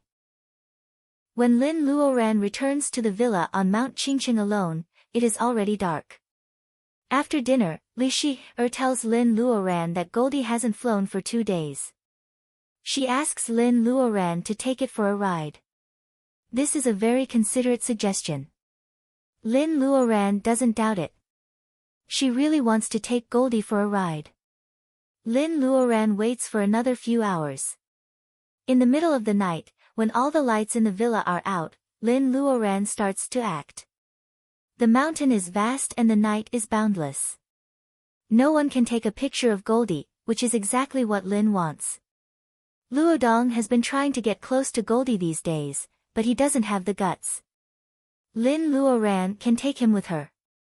Lin Luoran holds Luodong in her arms and gets on Goldie's back. Goldie stretches its wings and chirps happily. It is the first time for Lin Luoran to sit on Goldie's back after more than 2 months. Luodong wants to scream, but he covers his mouth tightly. Goldie flaps its wings and flies over the villa, over the ancient trees, over the mountain, and finally to the highest peak. Li Shi-er smiles with her eyelashes fluttering. She hops out of the yard. Seeing Li's evil smile, Chu-yi sighs with emotion. I have a daughter who has just grown up. He is about to follow Li, but Mr. Lin stops him and asks him to play 2 more rounds of chess. When Chu-yi looks back, Li is already far away. Anyway, there is no danger in the villa.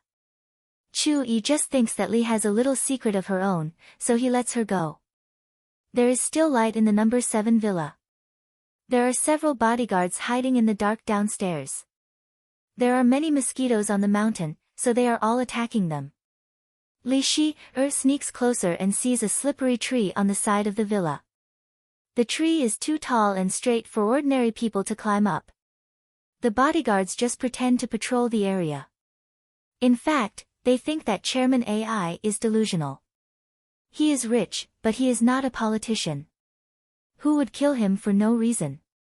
However, he has to bring many bodyguards when he comes to recuperate. Security companies are the happiest people. Li Shi-er doesn't know any lightness kung fu, but she is a cultivator in the middle stage of training Qi, who is spoiled by her master. If she can't handle such a small problem, she can't be a cultivator in the state of Huaxia anymore. After coming back from the secret land, Li Shi-er ponders over the painful experience and finally removes the small copper bell from the bundling rope. While the bodyguards are patrolling, she casts a spell and the bundling rope coils around a big tree. With the help of the magic weapon, Li Shi-er climbs up the tree easily. Then she coils around the railing of the balcony and gently climbs over to the balcony. The purple curtain is fluttering in the breeze. It is almost the same color as Li Shi-er's dress. She hides behind the curtain so that no one can find her. Ellie is removing her makeup, so she has no idea that someone is hiding outside the window. While she is applying eye cream, her phone rings. She looks at the number and picks it up grumpily. Li Anping, is your leg okay? Ellie doesn't know what Li Anping is talking about. She sneers, medical fee. Do you think I am Lin Luoran or do you think you are prettier than Panan? Hearing the name, Lin Luoran, Li Shi-er is alarmed and holds her breath. Ali and Li Anping quarreled on the phone, revealing each other's shortcomings. They almost told each other about the past. The more Li Shi-er hears, the angrier she gets. She clenches her fists. After that, Ellie sends a message to Chu-yi to thank him. She waits for a while and then goes to sleep angrily. Li Shi-er hears Ellie's steady breathing and sneaks into the room. TSK, she sighs. This woman is so ugly without makeup. Can she really be Miss Lin's former rival in love? Why does she want to hurt the Lin family? Lee thinks for a long time but still can't figure it out. She is not convinced. However, this woman doesn't deserve to be sentenced to death. After thinking for a while, Lee's eyes light up. Li makes a complicated gesture with her right hand and casts a spell of the nature of gold over Ellie's head. After a while, Li smiles with satisfaction and sneaks out of the number 7 villa as usual. Lin Luoran and Luodong don't come back until Lin Luoran goes back to her room and smiles to herself. Li can hear Luodong's bell-like laughter through the wall. She laughs even louder. That night, Li wakes up with laughter several times in her dreams. The next day, Ellie is woken up by the sound of a text message. Taking off the blindfold, Ellie feels that her face is fluffy. She touches the phone and her attention is soon attracted by the sender of the text message. It turns out that Chu-yi also wants to know Ellie's background. That's why he waits until the morning to reply. Both of them have their own thoughts and soon they are chatting happily. Ellie says that she will come to Chu-yi's house to thank him. Chu-yi vaguely says that his master is not home. That's great. Ellie laughs and goes downstairs in her nightgown. The middle-aged housekeeper is pushing Grandpa Ai to eat breakfast. Everyone is looking at Ellie in shock. Ellie is scared by their eyes. She is about to ask when a bodyguard finds the license plate of Villa number 18 registered in the property management office. He is about to ask for credit when he is shocked by the ghost-like Miss Ellie. He doesn't care about his seniority and says in surprise, "Miss, your hair." Hair? What's wrong with her hair? Ellie touches it and is stunned by the cool and smooth touch on the top of her head. She rushes upstairs. When she sees herself in the bathroom, a sharp female voice pierces through the roof of the number 7 villa. Ellie's head is bald, her eyebrows are shaved, and even her eyelashes are cut to the root. Idiots. All of you are idiots. Ellie's grandpa is trembling with anger. The housekeeper sees that he is panting, so she hurries to bring the medicine to him. Ellie wraps herself in her clothes and refuses to come out of the bathroom. The bodyguards check her room thoroughly. They find nothing except her hair scattered all over the bed. Footprints? No. Fingerprints? No.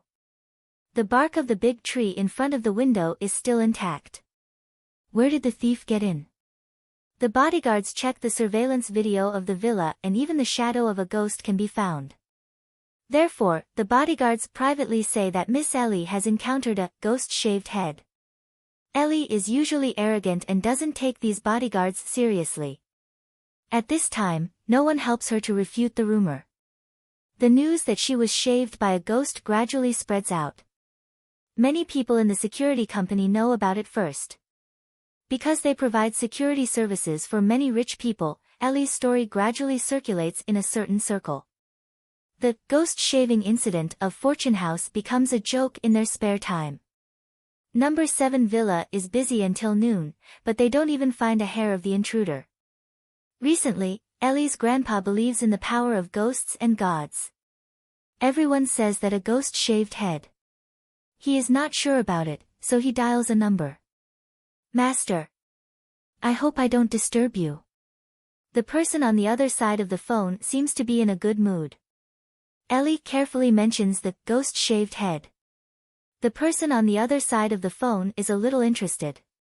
Hearing that the whereabouts of the Golden Hawk has been confirmed and it lives in the direction of number 18 villa all day long, the master, on the other side of the phone laughs and decides to solve the problem in person. Grandpa Ellie heaves a sigh of relief. His medicine is almost finished. This time, he can ask the master to give him more. Looking at his crying granddaughter, Grandpa Ellie suddenly feels a little irritable. He tries his best to suppress it and comforts Ellie, "Ellie, don't cry. The master may come in person in a few days. There will be an explanation for what happened to you. As for number 18 villa, let's put it aside for now." Put it aside for now. Will she just let go of her hair? Ellie's eyes flash with strong hatred. Chapter 147. In the capital, thousands of miles away, in a top sanatorium. The Zhou family's baby son is sitting in a wheelchair. The nurse is about to push him to the rehabilitation room. His qi and blood seem fine, but his spirit is very low.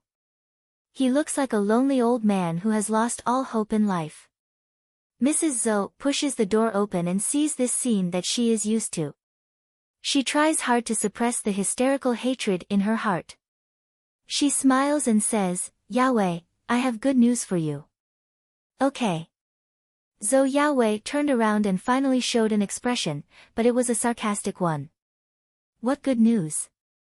Don't tell me that you have found some elixirs. Mrs. Zhou's face changes. In fact, she doesn't blame Zhou Yahweh for his reaction. In the past few months, they have found countless so-called elixirs through various channels. However, they can only make Zhou Yahweh gain some fat. They can't even help him stand up, let alone restore his personal ability. But this time, it must be different. Mrs. Zhou is more confident. The nurse has already left, leaving only Mrs. Zhou and her son in the room. She is still so careful. It seems that the setbacks in the past few months have made her smarter. Your master will go and get the elixirs himself. Mrs. Zhou's voice is getting lower and lower. In the end, her voice is almost a whisper. However, Zhou Yahweh's lifeless eyes are getting brighter and brighter. If his master is willing to go, it means that the elixirs this time are not ordinary. Zhou Yahweh's face turns red. When he gets better, the bitch will die. Die. He has to torture her to death. Otherwise, how can he vent his hatred? Lin Luoran. It is said that she has advanced again. He can use her to nourish his body. Zhou Yahweh lowers his head and hisses. This is not the laughter of a human being. At this moment, the only child of the Zhou family in the capital is more like a trapped beast trapped in a deep pit. In this world, only an injured beast is more terrible than a wild beast. If it doesn't die in the trap, it will kill the enemy and bite off the enemy's throat. What kind of beast is Zhou Yahweh? While Zhou Yahweh is swearing, the house of Lin's family is warm and lively. She did not know if there was a specialized logistics company for the transactions on the forum, but the alchemy furnace that she had ordered yesterday had actually arrived. There is no need to hide the fact that there are transaction records on the BBS. Lin Luoran opens the package and everyone gathers around to have a look. The body of the cauldron was bronze in color, and there were carvings of the Cheongqi beast on both sides. It was said that this was a gluttonous divine beast, and fighting with it for food would not end well. Thus, it was used to guard the cauldron and pray for a higher rate of core formation. The furnace is smaller than it looks in the picture. In addition to the alchemy furnace, there is also an instruction manual printed on A4 paper, which explains several simple spells to start the furnace. Lin Luoran has a photographic memory. After memorizing the instructions, she burns the paper into ashes. Following the spell, she tries to inject fire Reiki into the furnace. The lid buzzes and is finally opened by Lin. Chu Yi doesn't want to arouse suspicion, but Li Shi almost sticks her face into the furnace. The inside of the furnace is not a simple container. There are many small compartments on the inside of the furnace, and each compartment is connected to a small round table in the middle. Lin Luoran can't see the more complicated structure at first glance, but she can tell that the compartments are the devices to put all kinds of herbs, and the holes are for the herbs to flow into the round table and then condense into boluses. There are many steps in the process. No matter how sophisticated the alchemy furnace is, there are still more steps that the alchemist needs to master. Lin Luoran thinks that the novel is deceptive, and she remembers her experience of making the Skin Beauty bolus last time. Maybe the two kinds of boluses are of different levels, but on a deeper level, there should be no conflict between the two kinds of boluses. Putting away the alchemy furnace, Lin Luoran remembers that she signed up for Luodong. Of course, Mr. and Mrs. Lin didn't object to it. In the eyes of the elders, a person's family background is to go to school. Otherwise, they wouldn't have supported Lin Luoran all the way to college even though their family was poor. Thinking of Luodong going to school, Lin Luoran remembers the great wish she made in the underwater palace. Although it is not that exaggerated, it is necessary for her to learn the words of the past generations. There is no end to learning. Without accumulation, how can she pave the way for her future cultivation? Lin Luoran sighs. Is it better to borrow some books in the city to study by herself, or to study with a tutor? The grades of alchemy furnaces and magic treasures were completely opposite, from 1 to 9. The higher the grade, the better the quality. Alchemy furnaces of the 9th grade were the best, matching the legendary 9 transformations golden pill that alchemy disciples pursued all their lives. In fact, alchemy doesn't exist anymore. The original tools for making boluses are scattered all over the land, and the treasures are covered with dust. Lin Luoran is lucky to get this level 2 alchemy furnace. However, she got the level 5 magic weapon, Sword of Bright Snow, at the beginning, so she is not satisfied with it. Lin Luoran sorts out the prescriptions of boluses in her head. There are only a few. There are 2 kinds of boluses suitable for cultivators in the level of training Qi, Nourishing Qi Bolus, and Gathering Qi Bolus. The former is a level 1 low-rank bolus, and the latter is a level 1 high-rank bolus. Both of them can be seen everywhere in the world of cultivation. Among the level 1 boluses, there is Fasting Bolus.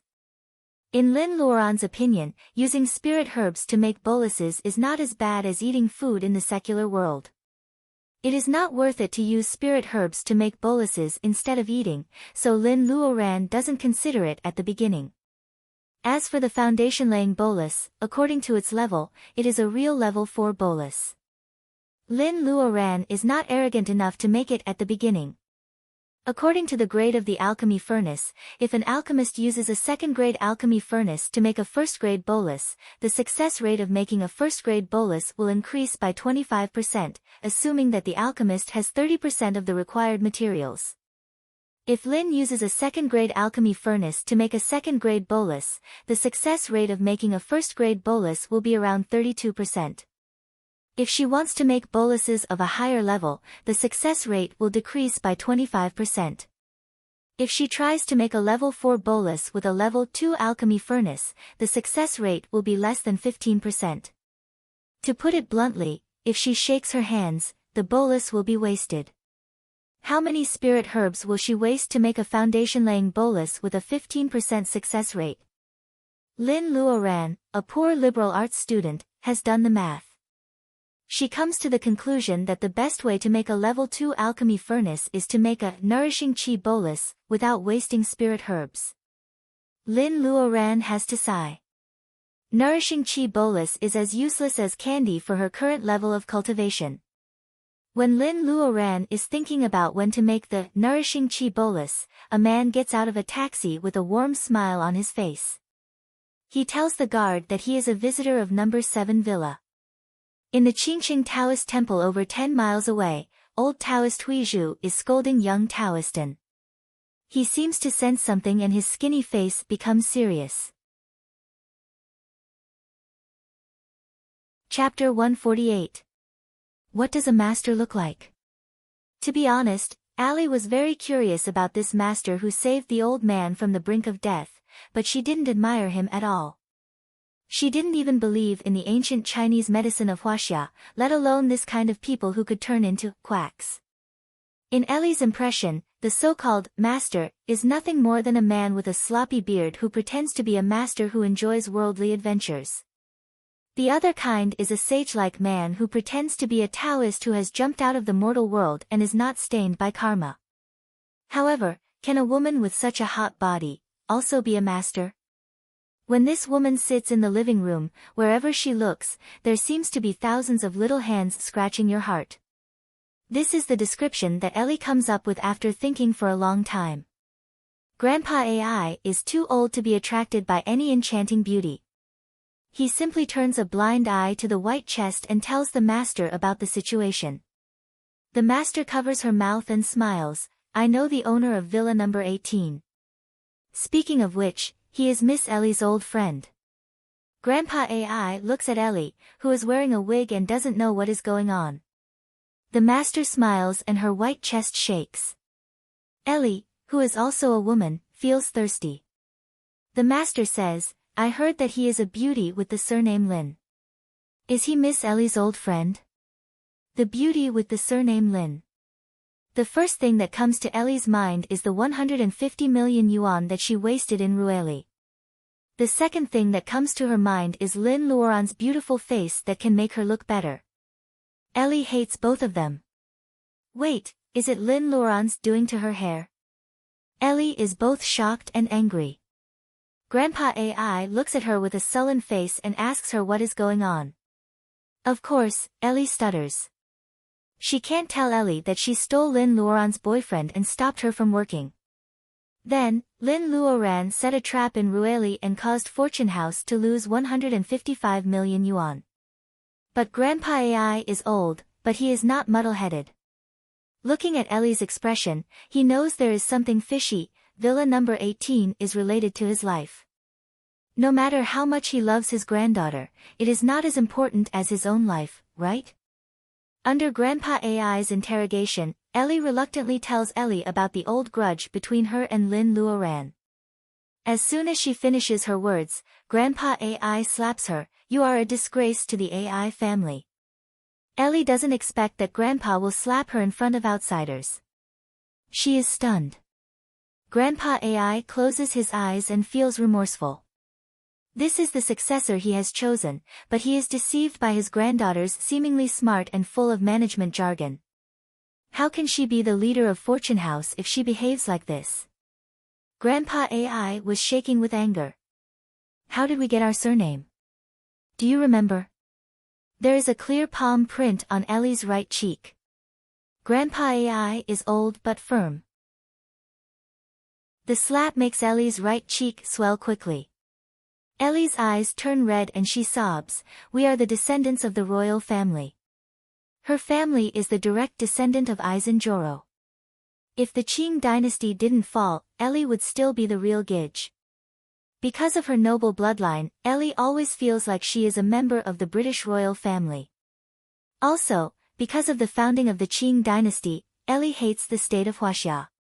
She is willing to be a banana person, who is yellow on the outside but white on the inside. But what does it have to do with this? Grandpa AI is disappointed. Since you know that you are a noble, you should focus on the overall situation. How could you ruin the capital chain of Fortune House just for your own pleasure? How many times has your father told you how Fortune House developed to where it is today? How many times has your grandmother told you about it? Ellie lowers her head. Everyone in the AI family knows about the history of Fortune House.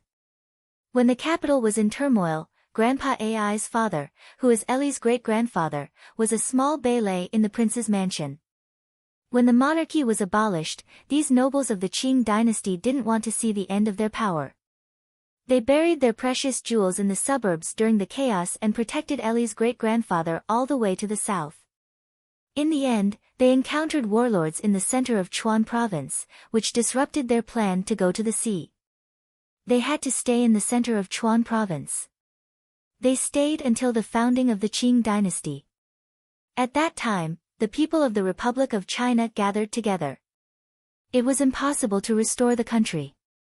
As time goes by, the ancestors of the AI family become more and more desperate. They gradually lose their fighting spirit.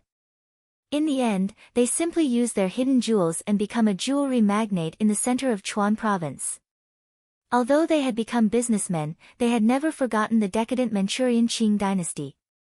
That was why the company was called Fortune House.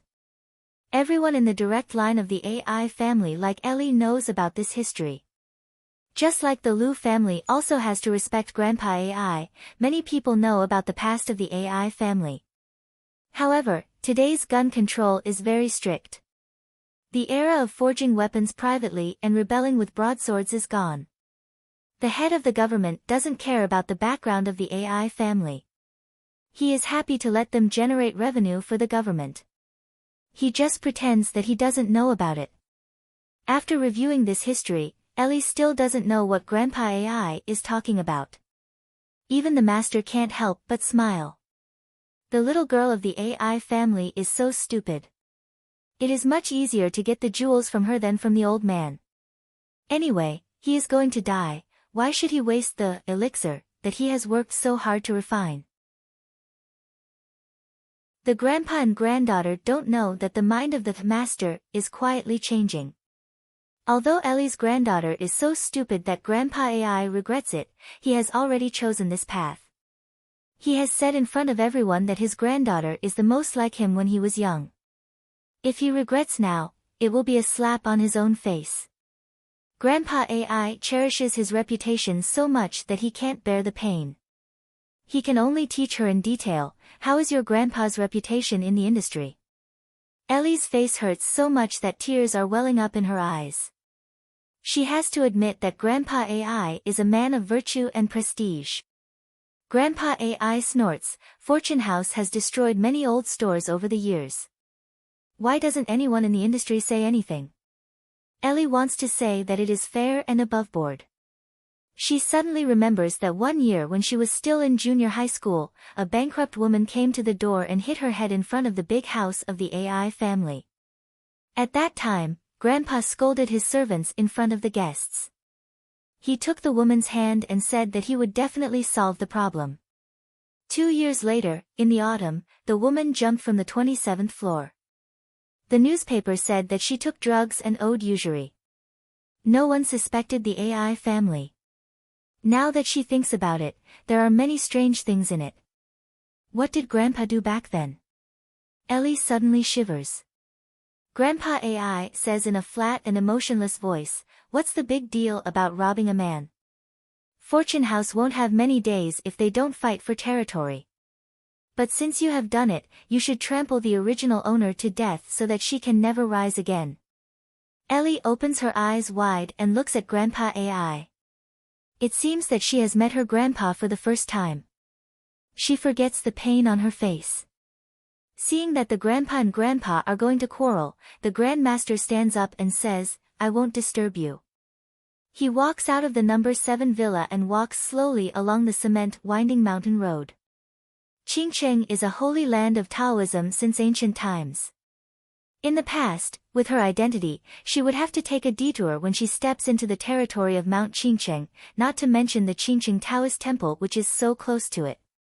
But now, since the Tao of nature has abandoned these righteous people, she has nothing to fear. Just as Taoist Huizhu can sense her breath, she can also sense the so-called Tao of justice, which she hates. What is righteous and what is evil? Now she can do whatever she wants, but these righteous people don't even dare to use their Reiki. Are they still cultivators? They are just a group of people who are struggling and waiting to die. They are not as free as she is. Thinking of this, the enchanting woman can't help but laugh. 20 years ago, she was still a waste cultivator abandoned by the mainstream cultivation world. Who would have thought that she would come back from the dead and be reborn? Those who had once trampled her under the mud would eventually fall from the altar under her hands. Thinking about it now, it is so ridiculous. She is only in the level of laying foundation, but she just made a conclusion about her life. Well, I will show you what a different life of cultivation is. The enchanting woman giggles. The incense burner in Huizhu's house suddenly bursts into fierce sparks. The incense made by young Taoist and has been ruined. The enchanting woman stops smiling. The gate of villa number 18 is already in sight. Goldie, who is hiding behind the villa, suddenly feels an inexplicable restlessness. It flaps its wings and makes a short and urgent cry, which awakens Lin Luoran, who is studying the prescription of boluses. Why, the wind suddenly blows. Is it going to rain? Lin Luoran remembers that her father is fishing in the lake outside the villa. She looks out of the window and sees that her mother has gone out with an umbrella hanging behind the door. Lin Luoran smiles and continues to study the prescription of boluses. Suddenly, she sees a woman in black on the mountain road. Which villa does she belong to? Lin Luoran is afraid that she will get wet in the rain. The woman in black raises her head. Lin Luoran has extraordinary eyesight. She sees a face that seems to be able to speak with her eyes. She has a charming figure, which is quite attractive. Bang, a muffled thunder suddenly strikes. It seems that a rainy summer is coming, as usual. The trees on the mountain begin to shake violently with the wind. The dark clouds in the sky are getting darker and darker. Lin Luoran can hardly breathe. Finally, Mr. Lin puts away the fishing rod under her mother's urging. Mrs. Lin murmurs and goes to find Luodong, who is still playing in the back of the mountain. Li Shi is holding Luodong's hand and running back happily. Chu Yi still has a helpless expression on his face. He admires Li Shi for being able to play in the mud with a kid. This is a perfect and harmonious picture of family.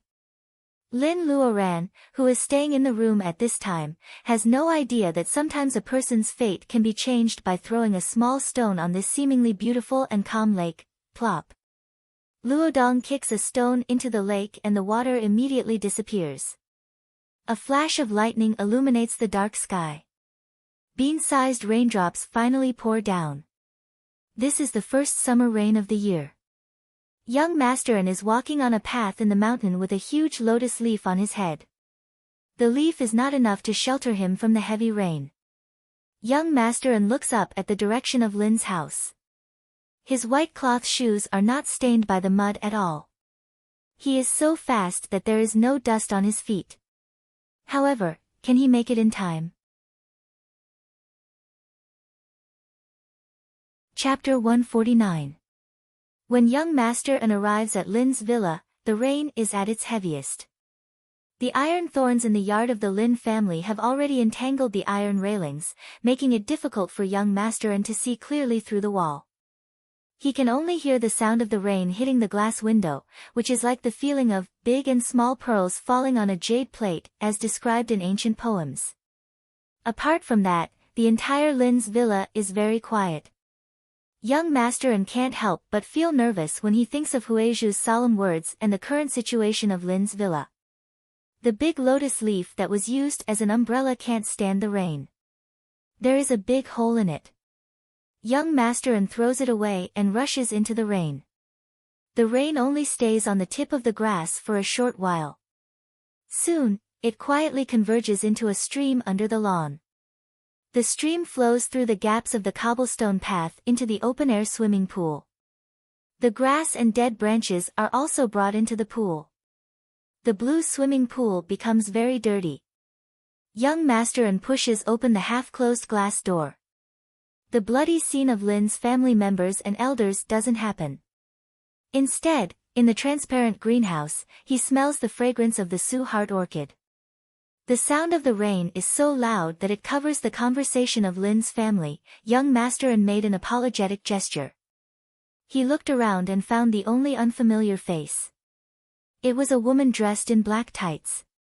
At first glance, she looked like she was in her early 20s, but from her side profile, she looked like she was in her 40s. Her nose bridge was very high, and her facial features were deep. Her black vest only covered her chest, and she looked very sexy. Although it was obvious that she was an Asian woman, she was more inclined to the exotic beauty of the West. Unlike young Masterin, who has been on tenterhooks all the way here, the atmosphere in the greenhouse is very harmonious. The woman in black is holding a cup of hot tea and talking happily with Lin Luoran. Young Masterin, Lin Luoran stands up and greets him more warmly than usual.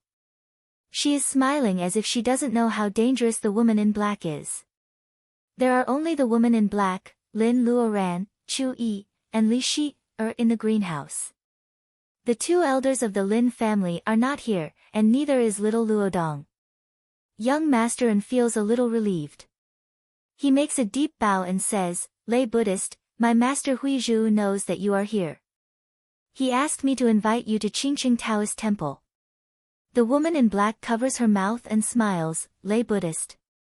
How could I be worthy of such a title? But since the Abbey Dean has invited me, I really don't dare to refuse." She put down the teacup. Her actions were very proper, but they were more charming than the others. Young Taoist and seemed to be in a hurry. He said that the woman in black was not in a hurry, but looking at his expression, he was too embarrassed to slow down. Lin Luoran keeps asking him to stay and walks him to the door in person. The woman in black and young master and each hold an umbrella and leave. When they walk out of the gate of Lin's house, the woman in black suddenly turns around and smiles at the big tree behind the house where Goldie is resting. Goldie, who is already very depressed, almost explodes again. What a rare golden hawk! The woman in black whispered to herself. Suddenly, she looked up and said, Sister Lin, let's talk about the Tao of Bolus when I go to Qingqing Taoist Temple. Lin Luoran nods and smiles. When the woman in black and young master are gone, Lin Luoran bites her lips and almost collapses.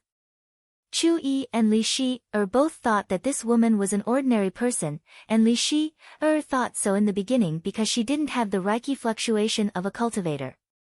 But it was this point that made people suspicious. Lin Luoran comes to Lin Luoran in the rain.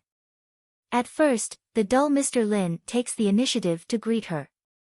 He says that the rain is heavy and invites her to take shelter in the house. Then, cultivators like Chu Yi and Li Shi, who don't easily make friends with mortals, also have a good impression of her. Even herself, Lin Luoran's eyes turn cold. She also inexplicably invites Lin Luoran to the greenhouse. Mr. and Mrs. Lin go to the kitchen to cook hot pot. Lin Luoran doesn't realize that something is wrong until Lin Luoran serves her a cup of hot tea. Even though there are some amiable people in the world, not everyone is infatuated with her. Because people have different aesthetic standards, they will have different reactions to different people. However, the whole Lin family treats this woman in black like a friend they have known for many years. Chu Yi and Li Shi also love every word she says. Why are they so fascinated by what she says when she is just talking about some trivial things?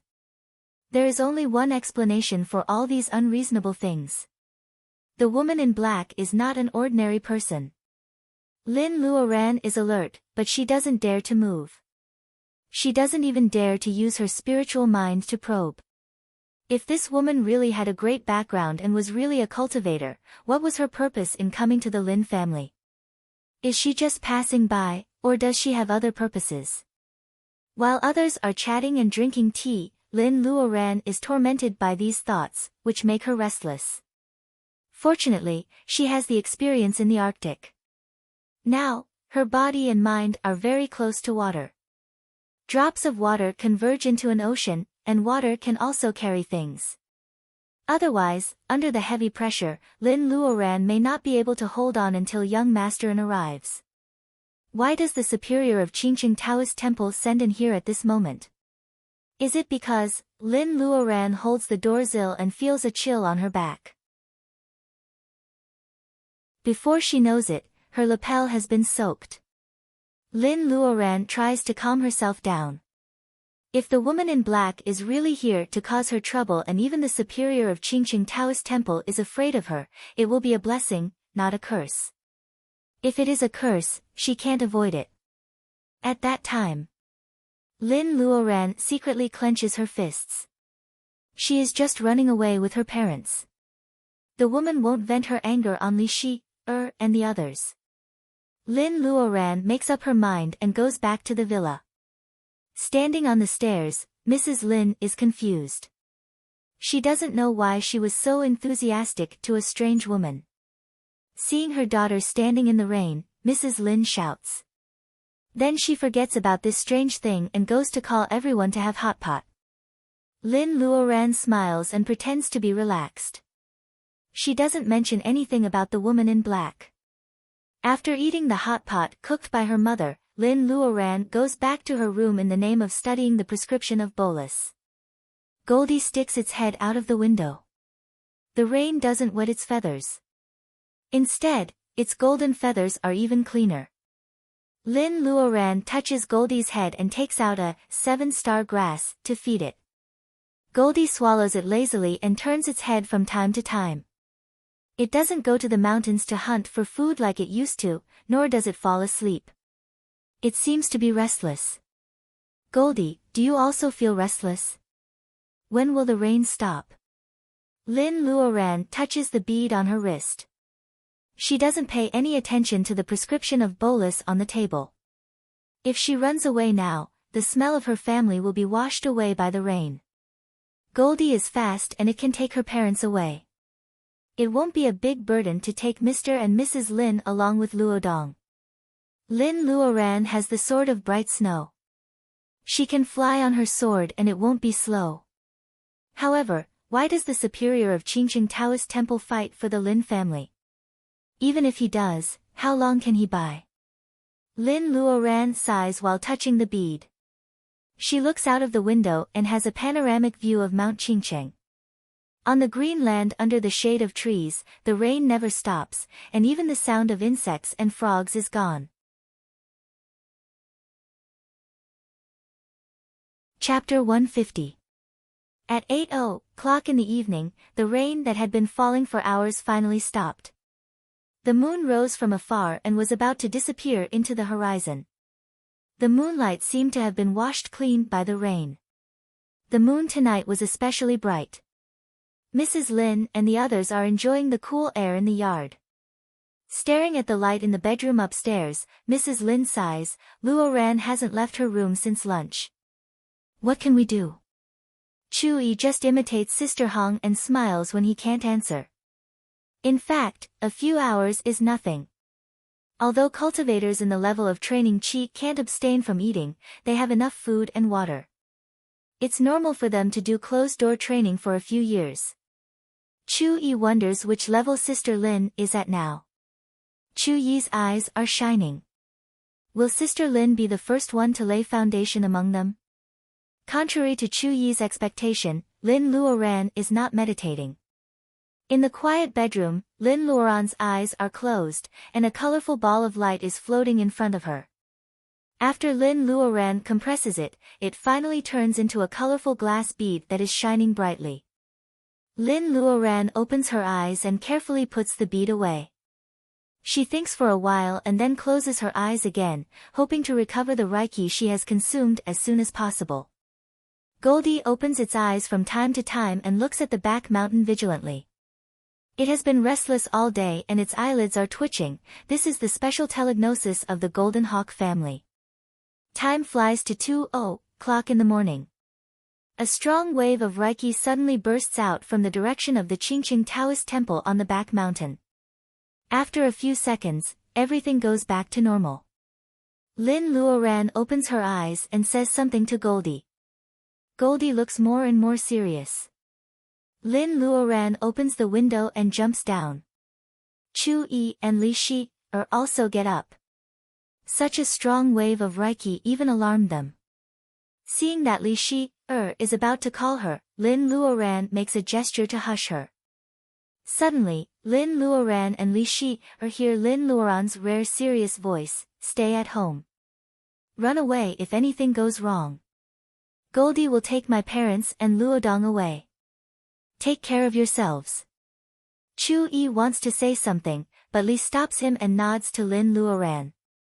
After all, Mr. Lin has cultivated the sense of qi. He doesn't notice that Lin Luoran has a higher level of cultivation. Li Shi and Lin Luoran don't plan to hide it from him, so he wakes up. When Mr. Lin puts on his clothes and comes out, he sees Lin Luoran flying like a big bird and disappearing into the depths of the forest. Under the moonlight, Li Shi put on a serious face and forced a smile on her face.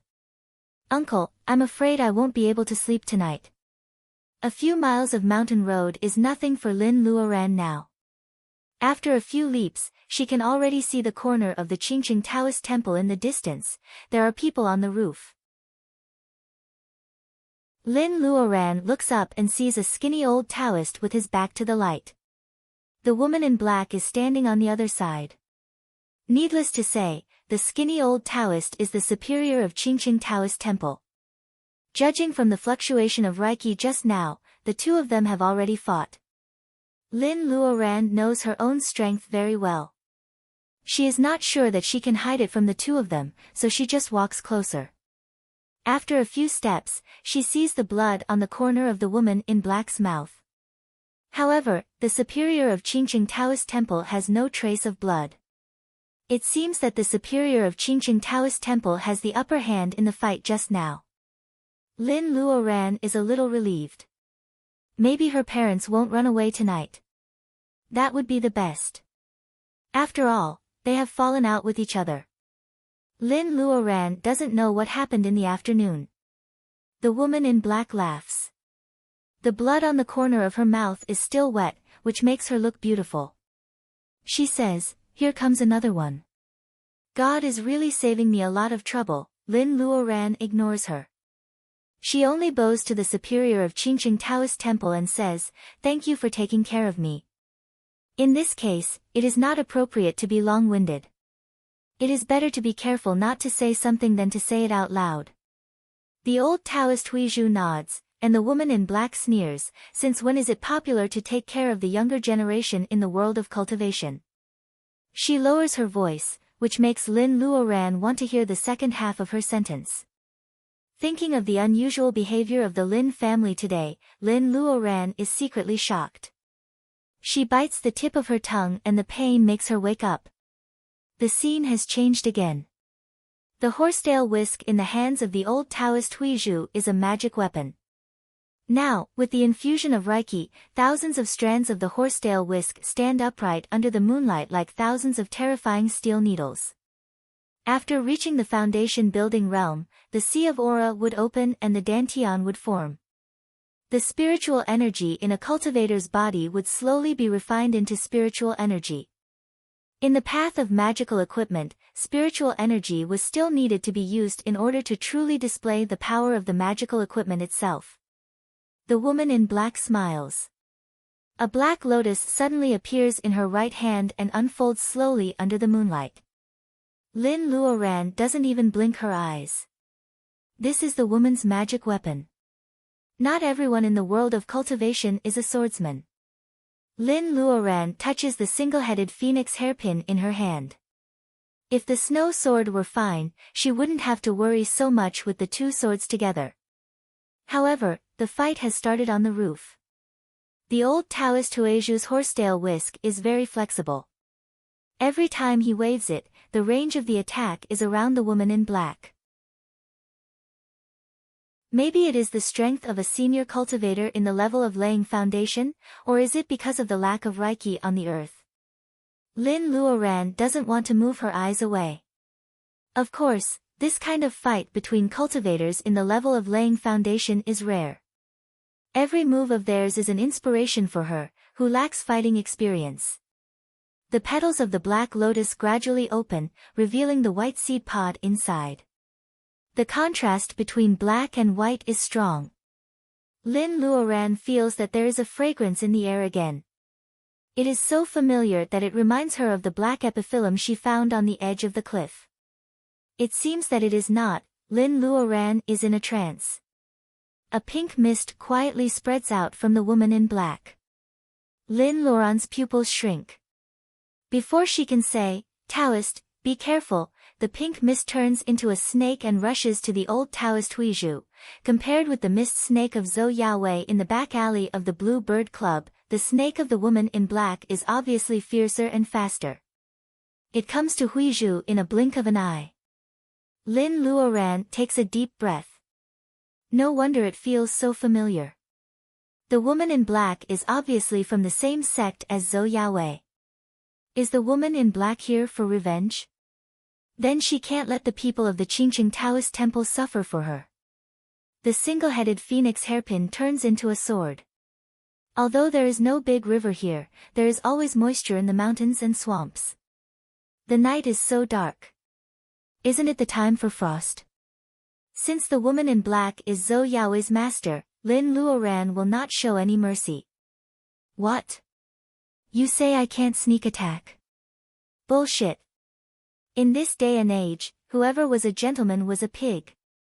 Obviously, the old Taoist Huizhu has much more fighting experience than Lin Luoran.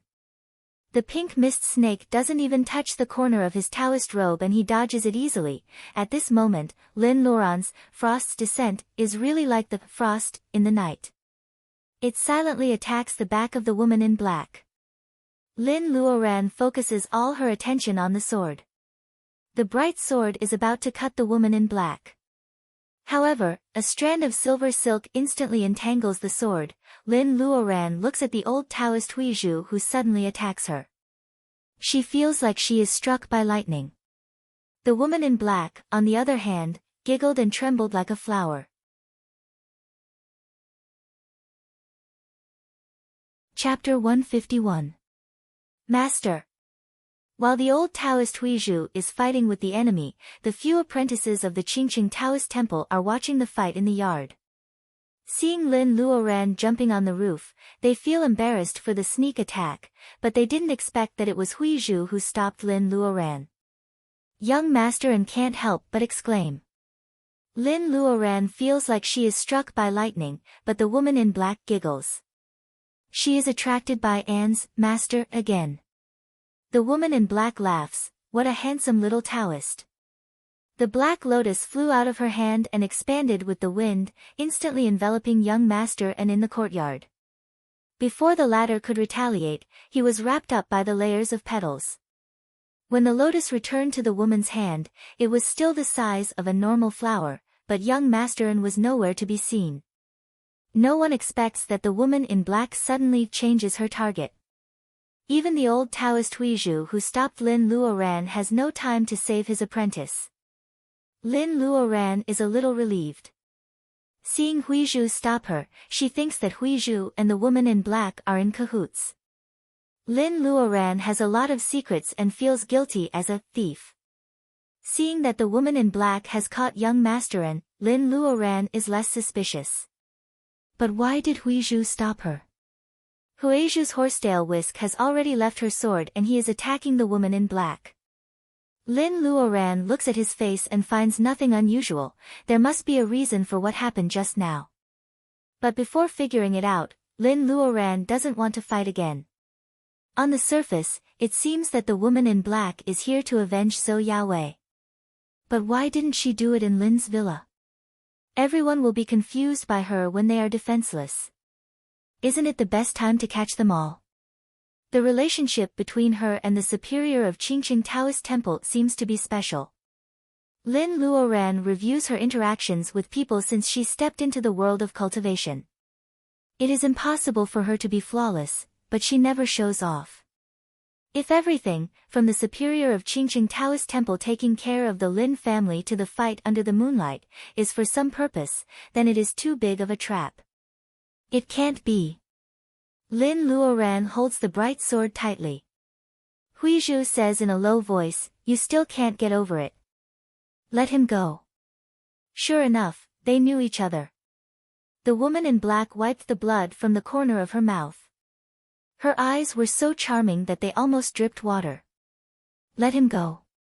This little Taoist's cultivation is not bad. After refining him, he will become a pretty good spirit pill. Why should I let him go? Before Huizhu says anything, Lin Luoran almost vomits. She remembers that the woman in black said she wanted to discuss Tao of Bolus with her before she left. It turns out that her Tao of Bolus is to make boluses with living people. Huizhu sighs. 8 pieces of yellow paper fly out of his hand and rush to the woman in black. Looking at the familiar scene, Lin remembers the yellow paper that Wen Guanjing threw out when she fought against him for the first time. Is this a magic figure? The woman in black is obviously more knowledgeable than her. She quickly retreats, but the 8 pieces of yellow paper are like maggots in a tarsal bone, sticking close to her body. The woman in black has nowhere to retreat, so she puts the black lotus in front of her chest.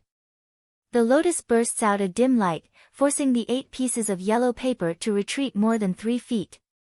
Glyphs. Old man Huizhu, you've improved a lot these years. Glyphs. There is no knowledge about magic circles and magic figures in the memory bead given by White Fairy. It seems that White Fairy is not good at these 2 things. However, Lin Luoran has been thinking about the jade pendant that can protect the owner in Commander Qin's story. Now seeing that magic figures and magic circles can be combined, Lin Luoran can't take her eyes off it.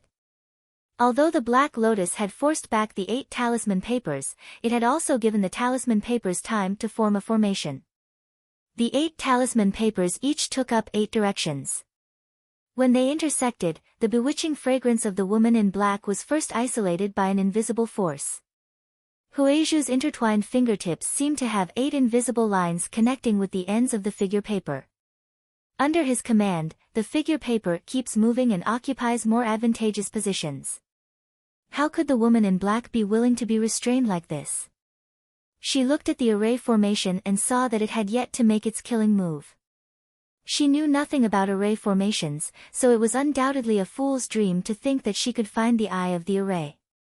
In addition to the eye of the circle, there is another way to get out of the circle, which is to break it by force.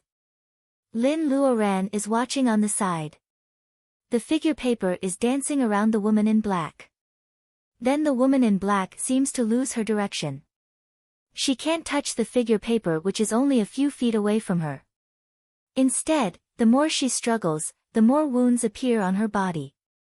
With her fair skin, the wounds all over her body become more obvious. In fact, from the perspective of the woman in black, there is no figure paper in front of her. Even the enemies on the roof of the green forest are gone. All she can see is the boundless strong wind and killing intent. The wind is like knives cutting flesh. The woman in black sneers. This is the shameful righteousness. Doesn't it have such a cruel magic circle? The black lotus in her hand is glowing. The woman in black murmurs. The outermost layer of the black lotus petal falls off. Old man Huizhu, I know you can hear me. If you don't let me out, I will make that little Taoist into a blood elixir.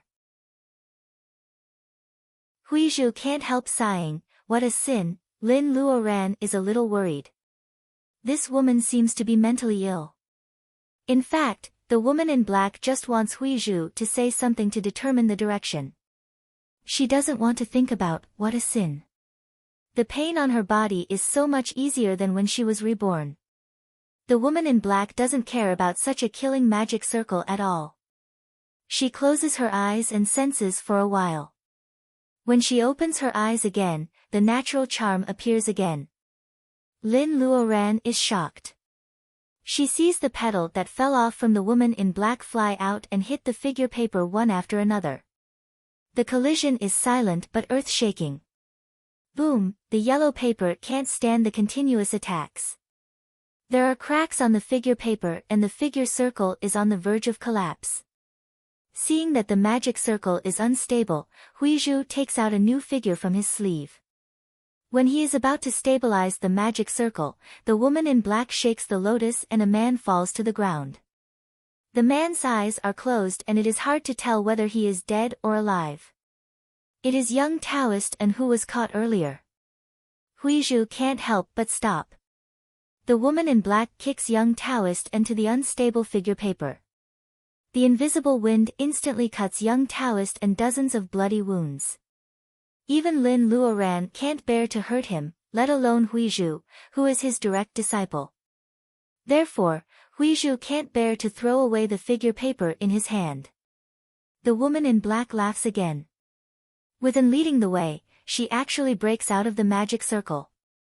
Lin Luoran wants to stab the woman with her sword, but she hesitates because Huizhu tried to stop her. However, as soon as the woman gets out of the magic circle, she kicks young Taoist into Huizhu. She changes her direction again and attacks Lin Luoran with the black lotus in her hand. Lin Luoran raises her hand and blocks the black lotus with the bright sword. The lotus is not made of metal or stone and feels soft. It turns out to be a real flower.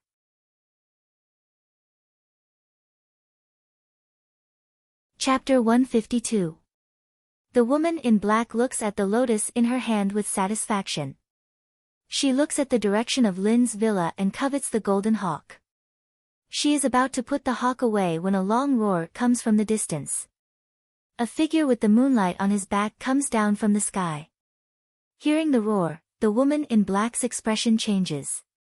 She turns around and a cloud of blood rises. She disappears in an instant. The man catches up with her. His hair and beard are all white, but his face is ruddy. Lin Luoran would be surprised if she were here. This man is Grandpa Mu, who is far away in the capital. Where is she? Grandpa Mu gets off the plane from our city and rushes all the way here. He sees An, Huizhu's apprentice, lying on the ground covered with blood. However, the person he wants to catch is nowhere to be seen. She ran away. Huizhu feeds An a pill and asks his apprentices to carry him back. He says calmly, she also took Lin Luoran away. Grandpa Mu sweats profusely, you just let her be taken away. If her master knows about it, how can we explain it to him?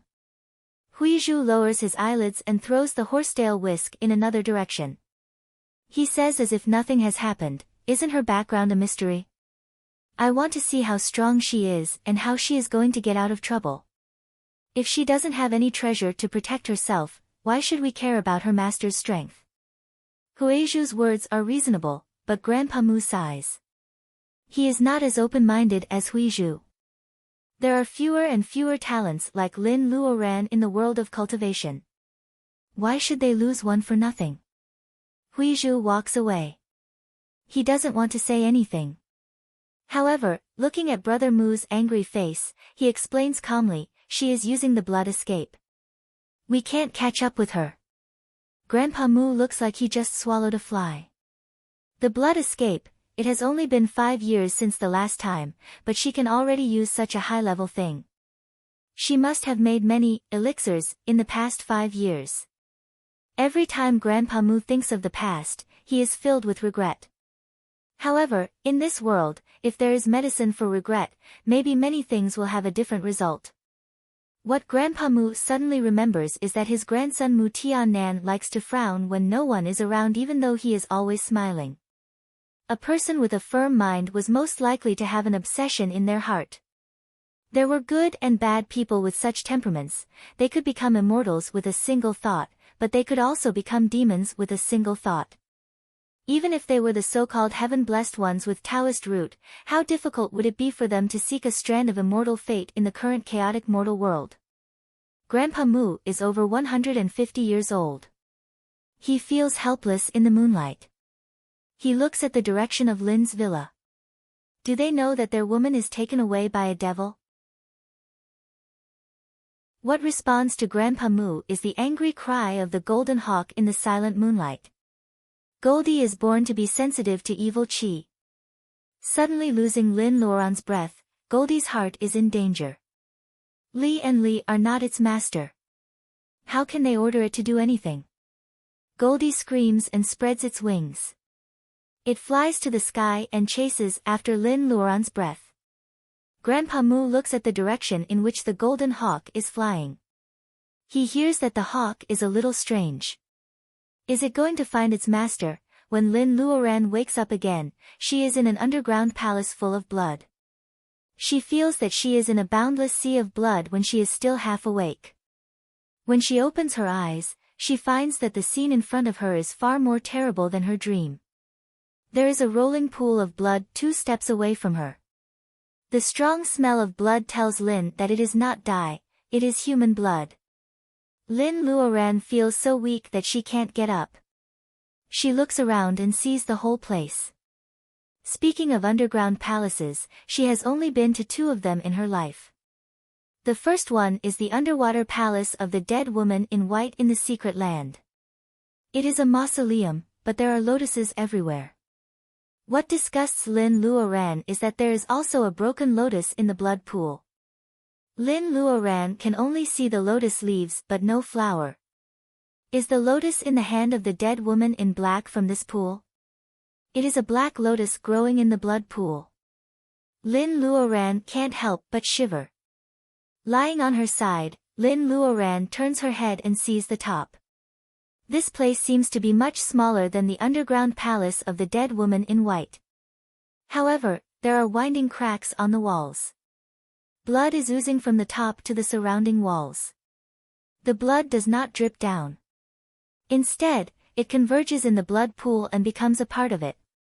Drip, a drop of something cold falls on Lin Luoran's cheek. Lin Luoran looks down. It turns out that not only the ceiling and the walls are covered in blood, but also the whole room. Half of Lin Luoran's body is in a pool of blood. Her green dress is stained with blood. The color of the blood makes people want to throw up last night's dinner.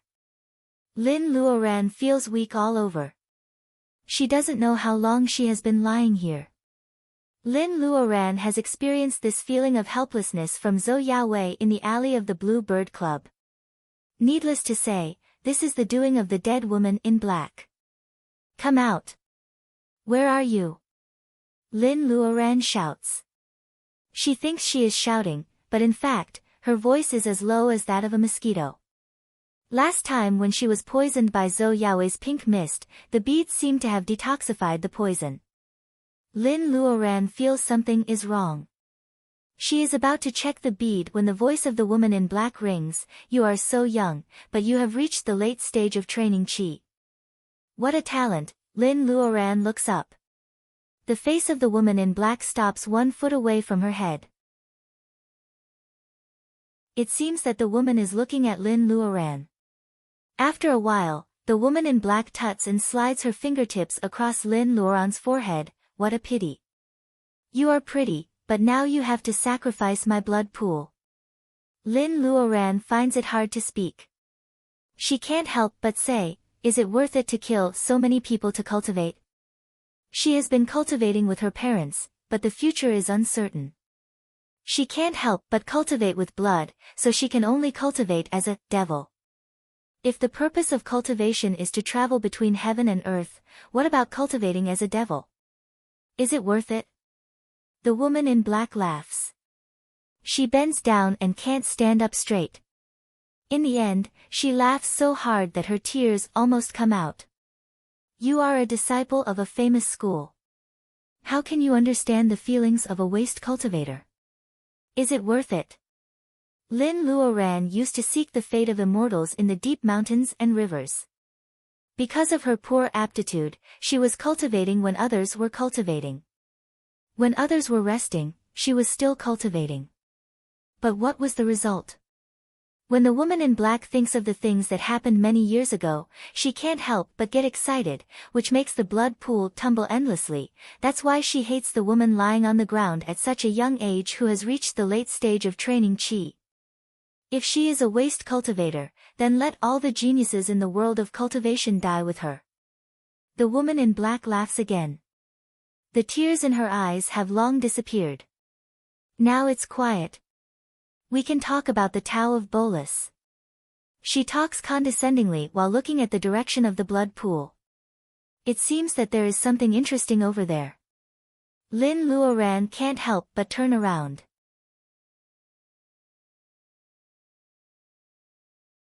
Chapter 153. In the quiet and bloody underground palace, a woman in a green dress is lying in the middle of the palace. She is covered with blood and there is a wound on her right wrist. Blood is dripping into the blood pool. Lin Luoran smiles bitterly. It turns out that she has been bleeding. No wonder she is even weaker than when she was poisoned by Zhou Yaowei's pink mist. It seems that she is not only poisoned by the pink mist but also lost too much blood. The woman in black wants to discuss Tao of Bolus with Lin Luoran in this situation. Maybe she wants to refine herself into the so-called elixir. Where is this place? Lin Luoran asks reluctantly. In fact, she is not in the mood to talk. She just wants to buy time. Lin Luoran didn't know whether the woman in black didn't see through her thoughts or she didn't care about her little tricks. The black lotus was thrown into the blood pool by the woman and it grew back in the pool. The blood water flowed up and quickly repaired the broken part. The lotus stem was transparent and hollow inside. Lin Luoran could still see blood gurgling up. After the petals were full of blood, not only did they stretch out, but they also grew bigger and bigger, revealing the lotus seed inside. When it was just enough for one person to sit on, the woman in black jumped on it and sat cross-legged. Her eyes were drooping, and a lot of hostility dissipated. She looked like a benevolent Shura Guanyin. This is a good place that can't be found anywhere else in the state of Huaxia. The woman in black blinked her eyes, and her charm and hostility faded a lot in an instant.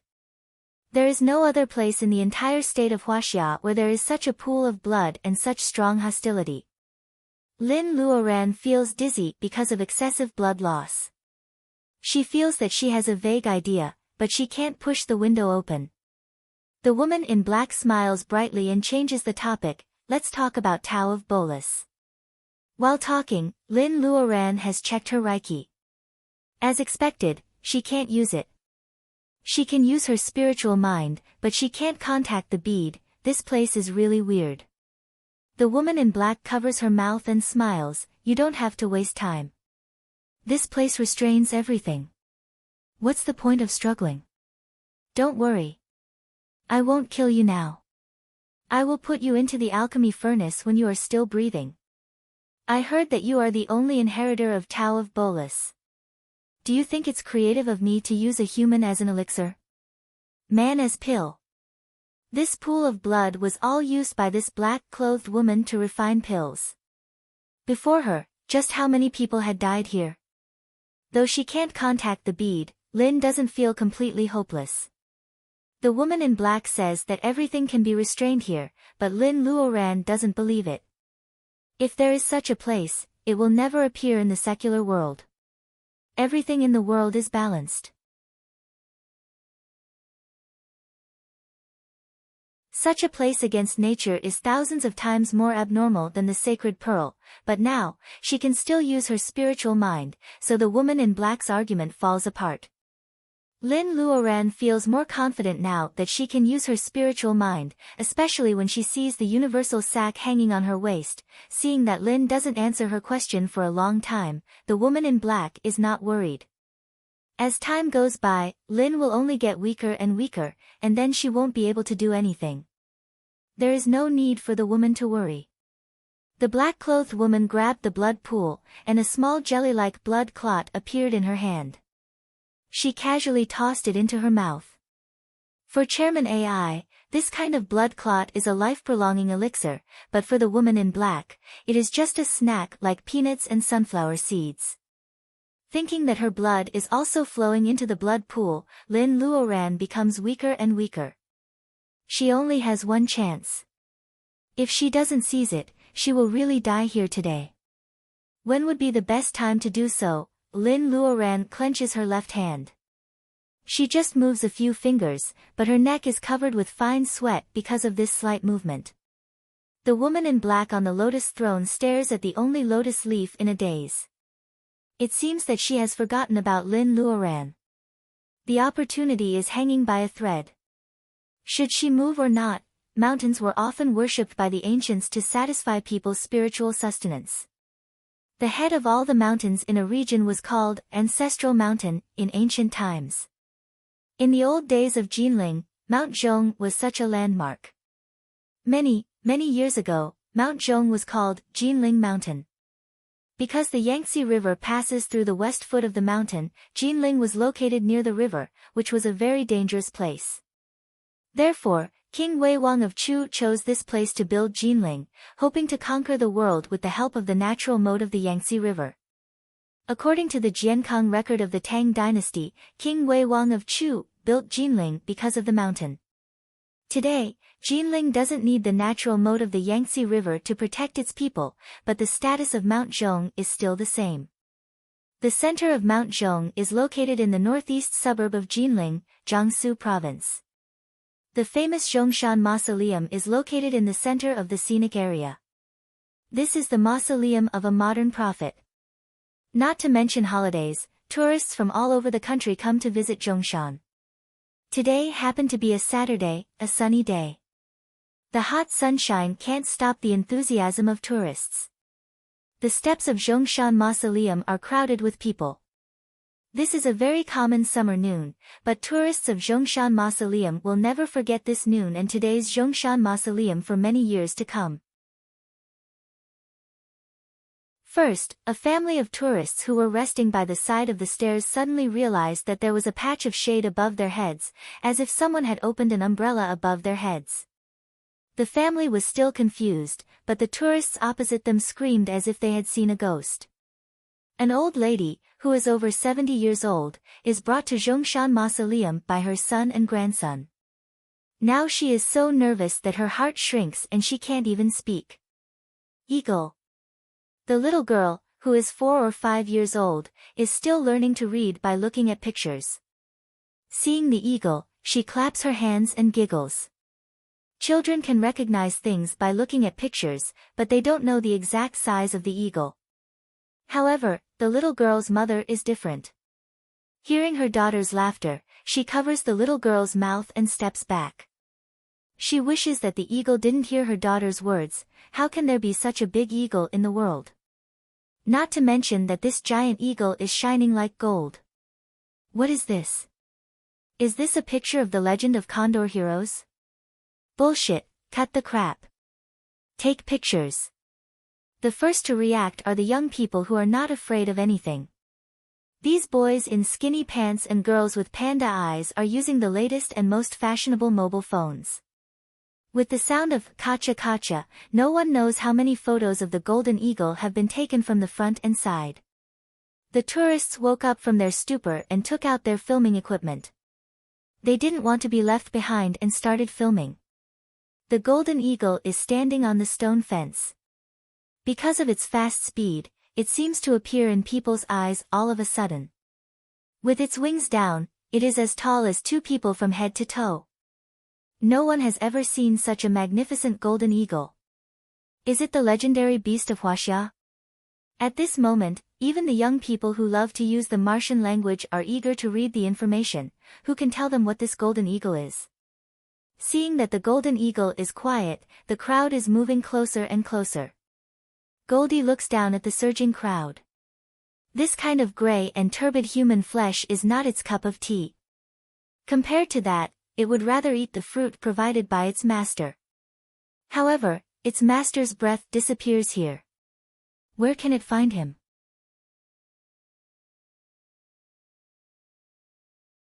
Chapter 154. Every movement of Lin Luoran's fingers is very difficult. However, she has never thought about giving up. Only she knows that she doesn't have a powerful master. She is the backbone of the Lin family and she can't die here. Would there be a prince riding on a rainbow-colored auspicious cloud to save her? Lin Luoran scoffs at this idea even though she is in a daze. She tried to help Huizhu, but he stopped her without any explanation. As a result, she was taken away by the woman in black when she was unprepared. Lin Luoran now has a new understanding of Huizhu's care for the Lin family.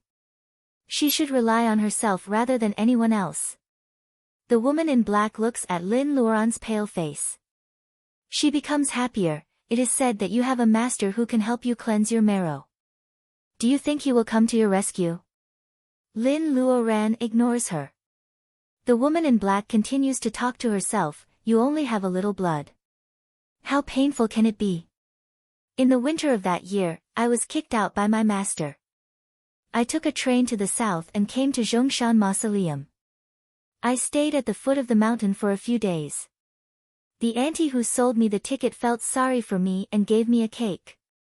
Lin Luoran's eyes move. Zhongshan Mausoleum. She says that she came to Zhongshan Mausoleum instead of go.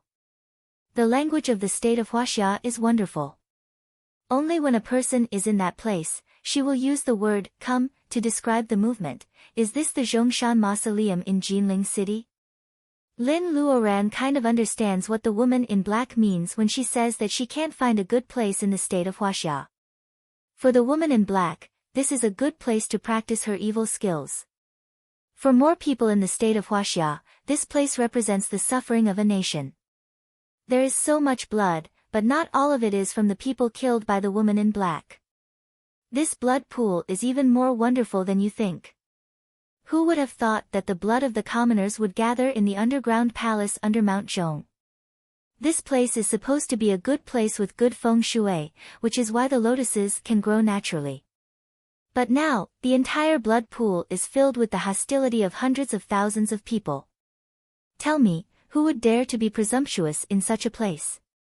The more the woman in black talks, the prouder she becomes. This is not only an exception for Lin Luoran. Everyone who is made into an elixir will listen to the history of the woman in black and the origin of the blood pool before they die. She liked to see them slowly lose blood and helplessly watch as they walk towards death. She liked to see their lips trembling and the corners of their eyes twitching because of fear. Only by doing so could she alleviate some of the pain and hatred she felt when her flesh and blood were devoured in the blood pool and her bones were reborn over and over again. Lin Luoran watches the woman in black laughing. This is not the best time, but she has lost too much blood. If she doesn't seize this opportunity, she may fall into a coma later because of the excessive blood loss. The opening of the universal sac moves. A colorful bead rolls down from it and falls into the blood on the ground. The bead is stained with bright red blood. Lin Luoran is not worried. Instead, she is happy. This way, she can't attract any attention. The woman in black is still talking. Lin Luoran feels more and more dizzy. Under the control of her spiritual mind, the colorful bead slowly floats to the lotus seat where the woman in black is sitting. 20 feet, 10 feet, 8 feet, 3 feet. Less than half a foot, the bead is already under the lotus seat. Lin Luoran moves her right hand. The woman in black is unconscious a moment ago, but the next moment, she moves her hand and takes the bead in her hand. Is this what you used to save your life? The woman in black laughs sarcastically with the bead wrapped in a mass of bloody light. These so-called cultivation geniuses are so silly and adorable. Do they really think that Lin Luoran knows nothing about what is happening right under her nose? Lin Luoran tries to smile. She is really happy that the bead is in the hand of the woman in black.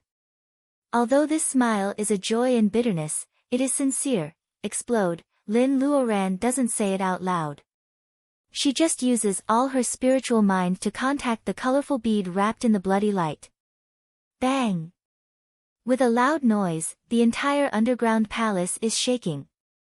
The shock wave brought by the explosion shakes the underground palace. Even Lin Luoran, who is lying on the ground, is affected. Her thighs, arms, and even cheeks are full of wounds because of the airflow. The blood pool is tumbling. The bead made of Reiki of the 5 elements is indeed a disposable explosive. After everything calms down, Lin Luoran tries her best to open her eyes and look at the lotus seat. This place can suppress all magic weapons and spirit weapons. However, Lin Luoran doesn't want to control this bead at all. She wants to let the violent Reiki of the 5 elements stay together. Most of the time, she has to pay attention to the bead even if she carries it with her. The woman in black has never thought that the bead would be so violent and powerful. Therefore, when Lin Luoran struggles to look at the bead, she sees a woman with a broken arm and an unrecognizable face. Lin Luoran is also covered with wounds, but she smiles. No one would be able to survive such an injury, right?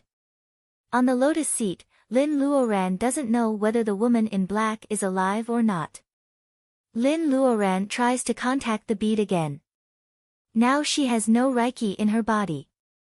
If she doesn't replenish it, she can't get out of this underground palace. A quarter of an hour, there is still no response from the bead. However, there comes a laughter from the lotus seat. The woman in black who has lost her right arm stands up. Her face is beyond recognition and her body is covered with cuts and bruises. No one can be scared when they see a mess of rotten flesh walking towards them like in a horror movie. To be exact, the woman in black jumps into the blood pool and swims towards Lin Luoran.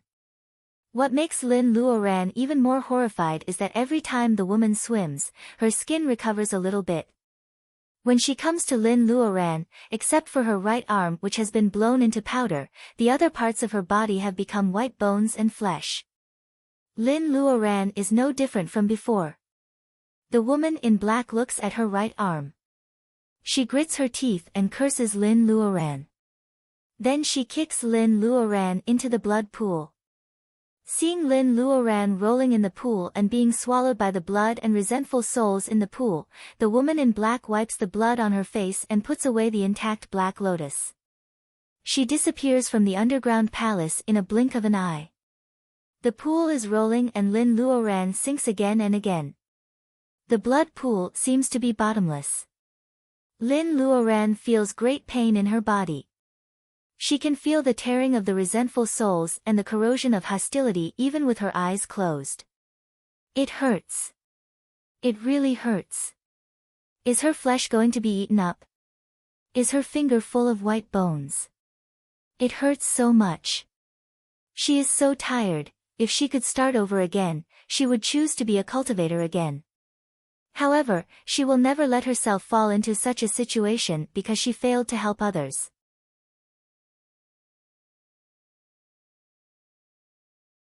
Chapter 155. Goldie's appearance in Zhongshan Mausoleum soon spreads all over the internet with the help of instant sharing tools such as Weibo. One netizen can say that it is photoshopped. However, when dozens or even hundreds of netizens take photos from different angles and upload them, Goldie's existence is beyond doubt.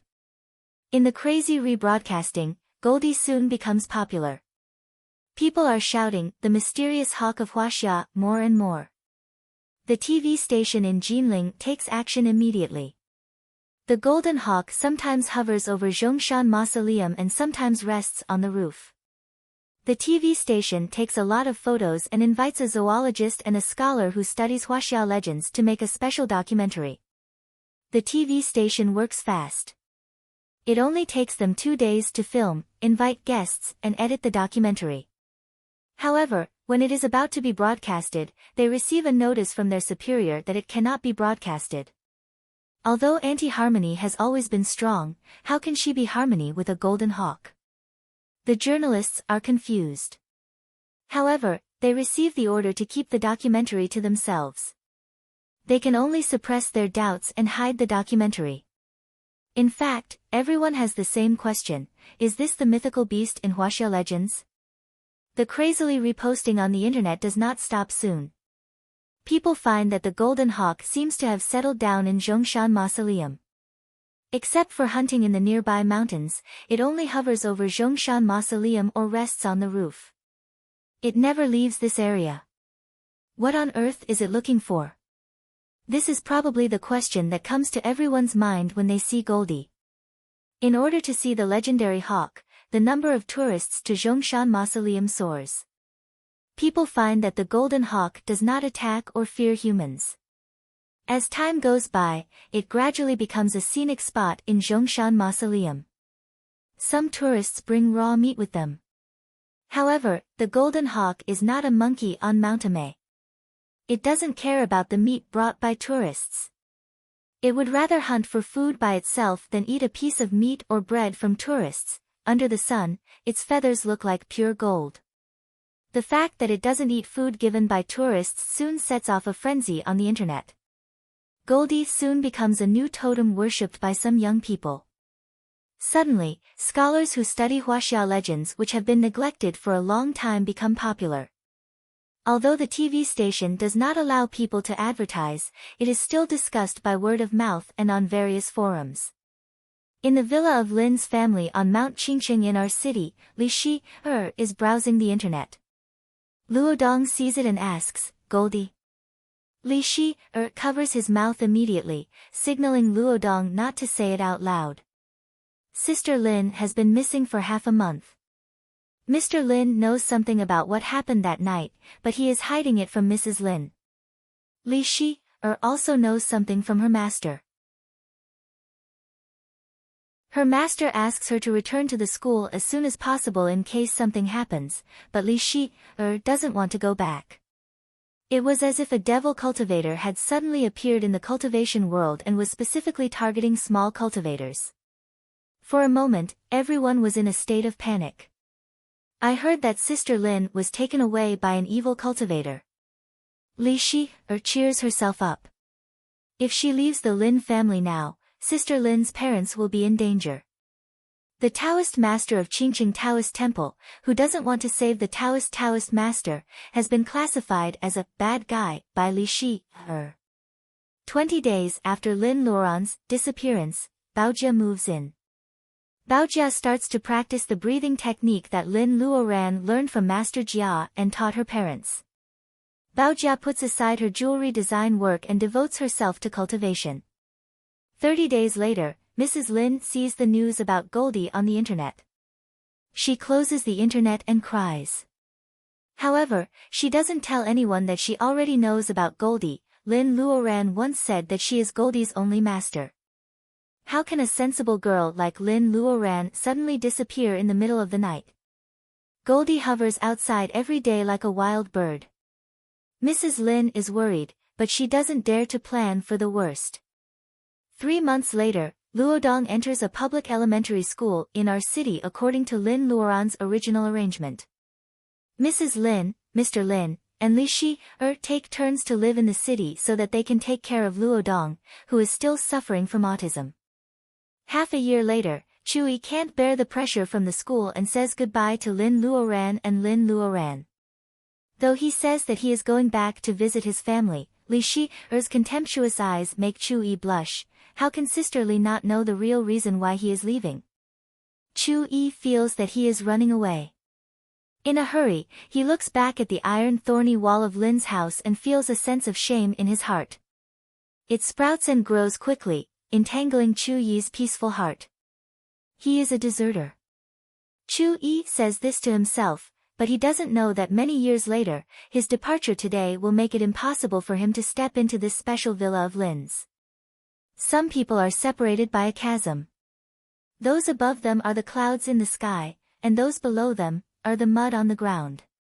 Soon after Chuyi leaves, when Guanjing comes back from a task abroad. He doesn't expect that 9 months have passed since they parted in the secret land. He thought that he would see Lin Luoran again. However, what he hears is that Lin Luoran has disappeared again. This time, Lin Luoran's disappearance is much more dangerous than the last time. 7 months after Lin Luoran's disappearance, Wang Miao Yi gave birth to a daughter. Maybe because the skin beauty bolus has cleared the toxins in her body, the daughter is nourished by Reiki. Fatty Chui is so happy that he can't even see his teeth. Wang Miao Yi and Lin Luoran gradually learn about cultivation and the crisis that the Lin family is in.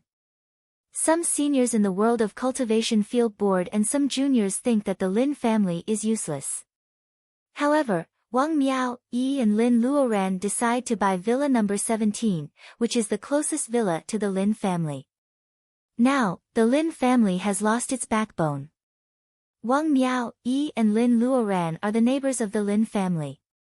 Businessmen are cunning, but they are also stubborn. Friends are friends.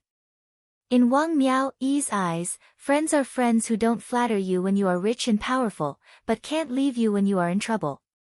Lin Luoran has been missing for a whole year. Except for Goldie, who is hovering over the Zhongshan mausoleum, few people believe that she is still alive. This year, Luodong is in the 2nd grade. He gets good grades, but he is a loner in private. In the winter of that year, he saved his 2 sisters from the bad guys. One of them only knows how to cultivate all day long, and he hasn't seen the other for a long time. This year, the Lin family sells 2 more villas. The housekeepers rarely see the masters. They are always crazy about the masters. It is said that the masters are all handsome and rich. How can they not be attracted? This year, the chairman of the Fortune House, who has been renting the number 7 villa all year round, dies of illness. Miss AI becomes the new chairman of the Fortune House. She is so busy that she has no time to go to the Lin family for holidays, so she doesn't need to rent a villa anymore. The next year, the situation is still not good. Lin Luoran is still missing. No one knows if she is alive, and no one knows if she is dead. Everyone becomes more and more desperate while waiting. However, they pretend to be strong. In the blink of an eye, the 3rd year has passed. It is another summer. Luodong is on summer vacation, so everyone doesn't have to go to the city to take care of him. The peaches in the Lin family's villa are full of big and red fruits again. The optimized seeds planted in the old days have been harvested batch after batch of vegetables. Iron thorns cover the entire wall. The vines are ugly, but there are strings of small purple flowers on them. If the Lin family's villa is not hidden in the deep mountains and clear water, it will definitely cause a lot of discussion. Mrs. Lin picks some tomatoes and prepares to make soup for lunch. Li Shi, and Bao Jia come together and push Mrs. Lin to a shady place to stop her from cooking. Looking at the two girls who are getting closer and closer to each other, Mrs. Lin sometimes has an illusion that she lost a daughter and God gave her two more. But, my Luoran, where are you?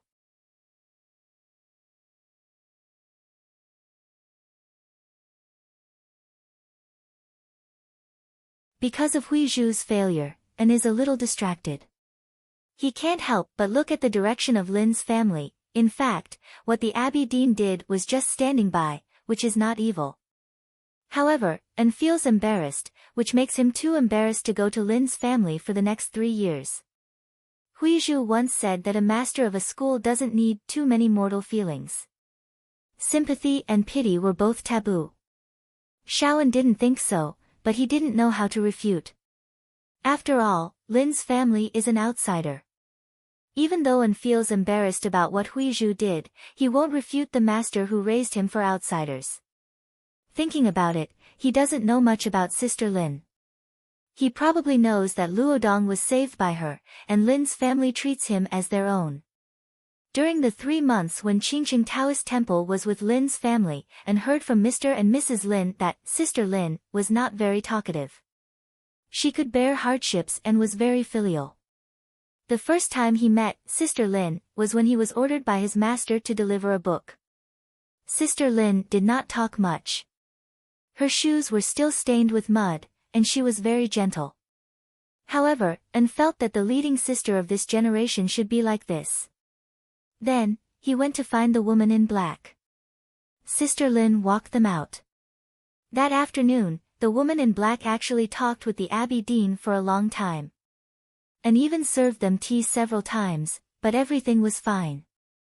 However, somehow, at night, they started to fight with each other.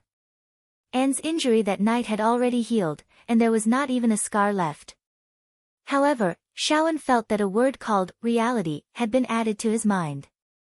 As a qualified successor, he had to recognize reality. Was that right? Far away in the capital, the Fragrant Hills Villa was another story. It was still the same thatched cottage. It looked the same as when Lin Luoran came that year. However, Grandpa Guo was not here. It was also a summer afternoon, and there was a common drama of reprimanding one's grandson. In the past 3 years, Mu Tiannan seemed to have become more mature. He was in his 30s, and he was no longer the playboy he used to be. He had begun to take control of some important businesses of the Mu family. While he was doing well, he wanted to cultivate more and more. However, Grandpa Mu didn't agree. The more Grandpa Mu didn't agree, the more obsessed Mu Tiannan became. In fact, Mu Tiannan didn't understand why. In the past 20 years, he had no interest in cultivation at all, so he gave the opportunity to his 6th brother. Somehow, he suddenly wants to join the hard march of cultivation. Maybe he knows the reason, but as proud as foppish Mu, how can he admit it?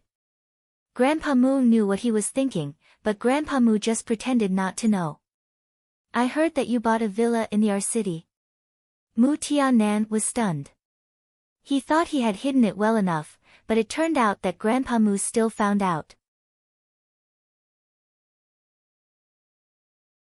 Lu Zheng, who set foot on the long road of cultivation, felt that he had met a real immortal. It was strange that there was a broken Taoist temple in such a place. There was only a crazy Taoist in the temple, and there was no one around. How did the Taoists survive? In the past 3 years, the young master of the Lu family had become a backpacker in the eyes of others. He had fallen in love with outdoor travel and did not want to inherit the Lu family. Out of the 365 days in a year, he spent 300 days outside. He carried a backpack all day and had almost visited all the famous mountains and ridges in Huaxia. The wind and the sun outside are naturally not as comfortable as the air-conditioned room. Lu Zheng is not as windproof and sunproof as Goldie. He has been tanned for 3 years. Except for his signature gold-rimmed glasses, even his acquaintances may not be able to recognize him as the former Master Lu when they meet again. Lu Zheng found this hill at the end of the 2nd year after Lin Luoran's accident. He believed that the crazy Taoist was unusual, so he took root on this bare hill in the bitter and cold northwest. He took care of the Taoist's food and clothes every day and went to his tent to rest at night. He was not in a hurry to stay overnight in the shabby Taoist temple. Although the Lu family was rich, no one knew where Lu Zheng went. He didn't want anyone to follow him. He just wanted to report that he was safe every month. Therefore, no matter how rich Lu Zheng was, he had to go down the hill in person and walk dozens of miles to find a local village to exchange for rice, meat, and vegetables. Then he walked dozens of miles back, carrying a lot of things, and climbed up the hill with difficulty. He climbed like this about twice a week. Lu Zheng's shoulders began to get blisters from the basket's ropes. Gradually, thick calluses formed on his skin. Time flies. He climbed up the hill with a big bag on his back. However, the old Taoist still didn't pay attention to him. Although Lu Zheng was very patient, he couldn't help showing a trace of anxiety on his face. The crazy old Taoist caught it. What? Are you impatient now? It was the first time for the old Taoist to talk to Lu Zheng after living with him for more than a year. Lu Zheng didn't react for a while. When he finally heard the old Taoist's words, he found that he didn't feel excited at all. Instead, his eyes were slightly wet. Do you want to cultivate? The old Taoist changed the topic. He became serious for a while and didn't look so crazy anymore. Yes, master. Please accept me. Lu Zheng kowtowed in the ancient way, formal and strict. The old Taoist stared into his eyes. Why do you want to cultivate? Lu Zheng kowtowed, but his voice was firm. He didn't say anything about pursuing the Tao of nature or immortality. He just said what was in his heart. I admire a woman. She is a cultivator. The old Taoist smiled weirdly. You want to cultivate to be with her? Lu Zheng kowtowed and shook his head. She doesn't like me and I don't dare to dream about it. But now she is in danger and I can't save her. So I want to cultivate. Lu Zheng just knocks his head and kowtows. After a long time, the crazy old Taoist sighs faintly. Your Taoist route is not good. The road ahead of you will be difficult. Even so, are you willing? Lu Zheng was overjoyed. He kowtowed and formally called the old Taoist, Master.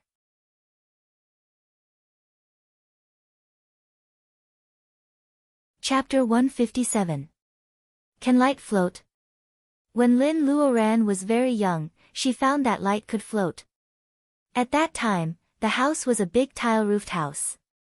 Some tiles would break accidentally. If too many tiles were broken, the house would be leaking. Therefore, Mr. Lin always picked a free sunny day. After lunch, he stepped on the bamboo ladder and took some new tiles to replace the broken old ones. This was what every man in charge of a family in the countryside would do. It was called picking up the house. Lin Luoran doesn't care about picking up the house. What she cares about is the sunlight pouring down from the roof when her father moves the broken tiles away. The floating sunlight is so beautiful in Lin Luoran's eyes. Light could float. Lin Luoran believed that when she was 7 or 8 years old. She felt that she had discovered a little secret. She didn't tell anyone. In fact, the Lin family was a foreign family. Her peers in the Li's village usually didn't think highly of her, so Lin Luoran had no one to tell. Later, when she went to school, Lin Luoran knew that the floating light pouring down was just the floating dust, which caused the illusion of light floating. It turned out that it was just dust. It was Li Shisui's 10th cousin who pointed out Lin Luoran's mistake. At that time, Lin Luoran's family was poor. She never wore new clothes. Besides, she was malnourished and had thin hair and yellow skin. Therefore, she was not popular in primary school. Therefore, when Li Shisui exposed Lin Luoran's childish idea, the whole class burst into laughter. That kind of laughter was engraved in Lin Luoran's heart. She couldn't forget it for many years. Originally, she was also someone who loved to laugh and make a fuss. However, she had been forcefully suppressed into a silent and quiet person. She began to grow up in junior high school. Her body was slender and her eyebrows were beautiful, but she didn't have any confidence. All the way to university, Li Anping was from the same village as her and was admitted to the same university. He started to pursue her fiercely. From time to time, he would send her roses he bought from the market, English poems he personally wrote, and when he was sick, he would cook a bowl of soup for her. Li Anping used his own attentiveness to defeat other handsome and rich rivals and gently pluck this quiet flower. Lin Luoran, who was self-abased, thought this was love. She was very happy for Li Anping, but she didn't see that those boys in the department tried so hard to create opportunities to meet her. In fact, she had always been a simple and elegant orchid, quietly exuding fragrance. Only Lin Luoran regarded herself as the most worthless flower. Tracing back to the cause, the floating light incident can affect the first half of a person's life. If it weren't for the mysterious bead, Lin Luoran would have been a woman of low self-esteem and reticent for the rest of her life. However, her heart has never been so bright. Lin Luoran's personal ability and state of mind are enough. In the process of rebirth, the Reiki in her body is compressed little by little. Moreover, the bead provides Reiki continuously. Why does she still need the help of the foundation-laying bolus? There seems to be a small gap in her pubic region. Reiki crazily rushes in. Lin Luoran vaguely senses it. Why does the Reiki in her body react again? The Reiki in her body feels a little crowded when it reaches the pubic region. Lin Luoran directs the Reiki to move forward based on her intuition. Finally, the Reiki breaks through the barrier. Boom, the pubic region is opened and the ocean of Reiki is formed. The Reiki finally find their home.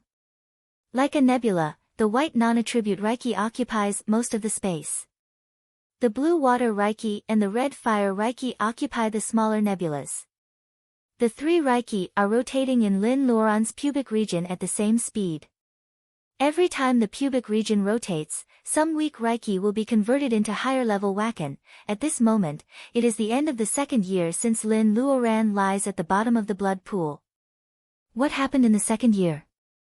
At the end of the second year after Lin Luoran's disappearance, Luo Dong finishes the second grade of primary school. Wang Miao's daughter can already speak clearly. Even though she stumbles with every step, she brings relief to the depressing atmosphere of the Lin family. At the end of the second year, Mr. Lin can already train qi into his body. Baojia catches up with him. Talent is indeed a factor that makes people jealous. At the end of the second year, Fopishmu invites an international mercenary team to search for Lin Luoran in Mount Zhong. At the end of the second year, Lu Zheng finds the hill in the northwest and begins his daily life of carrying a heavy load. At the end of the second year, many people in the world of cultivation believe that the amazing girl of the Lin family must be dead. They begin to doubt the authenticity of the mysterious master and begin to plan whether they can subdue Goldie. If they fail, how much can they exchange Goldie's body for? You're tuning in to the Blissful Bookshelf YouTube channel. We're so grateful for your support and don't forget to subscribe to join us on this incredible journey through captivating stories. Your generosity through donations truly makes a world of difference, as it's the primary source of revenue that allows me to expand and enhance this channel for you. Thank you from the bottom of my heart for being a part of this adventure.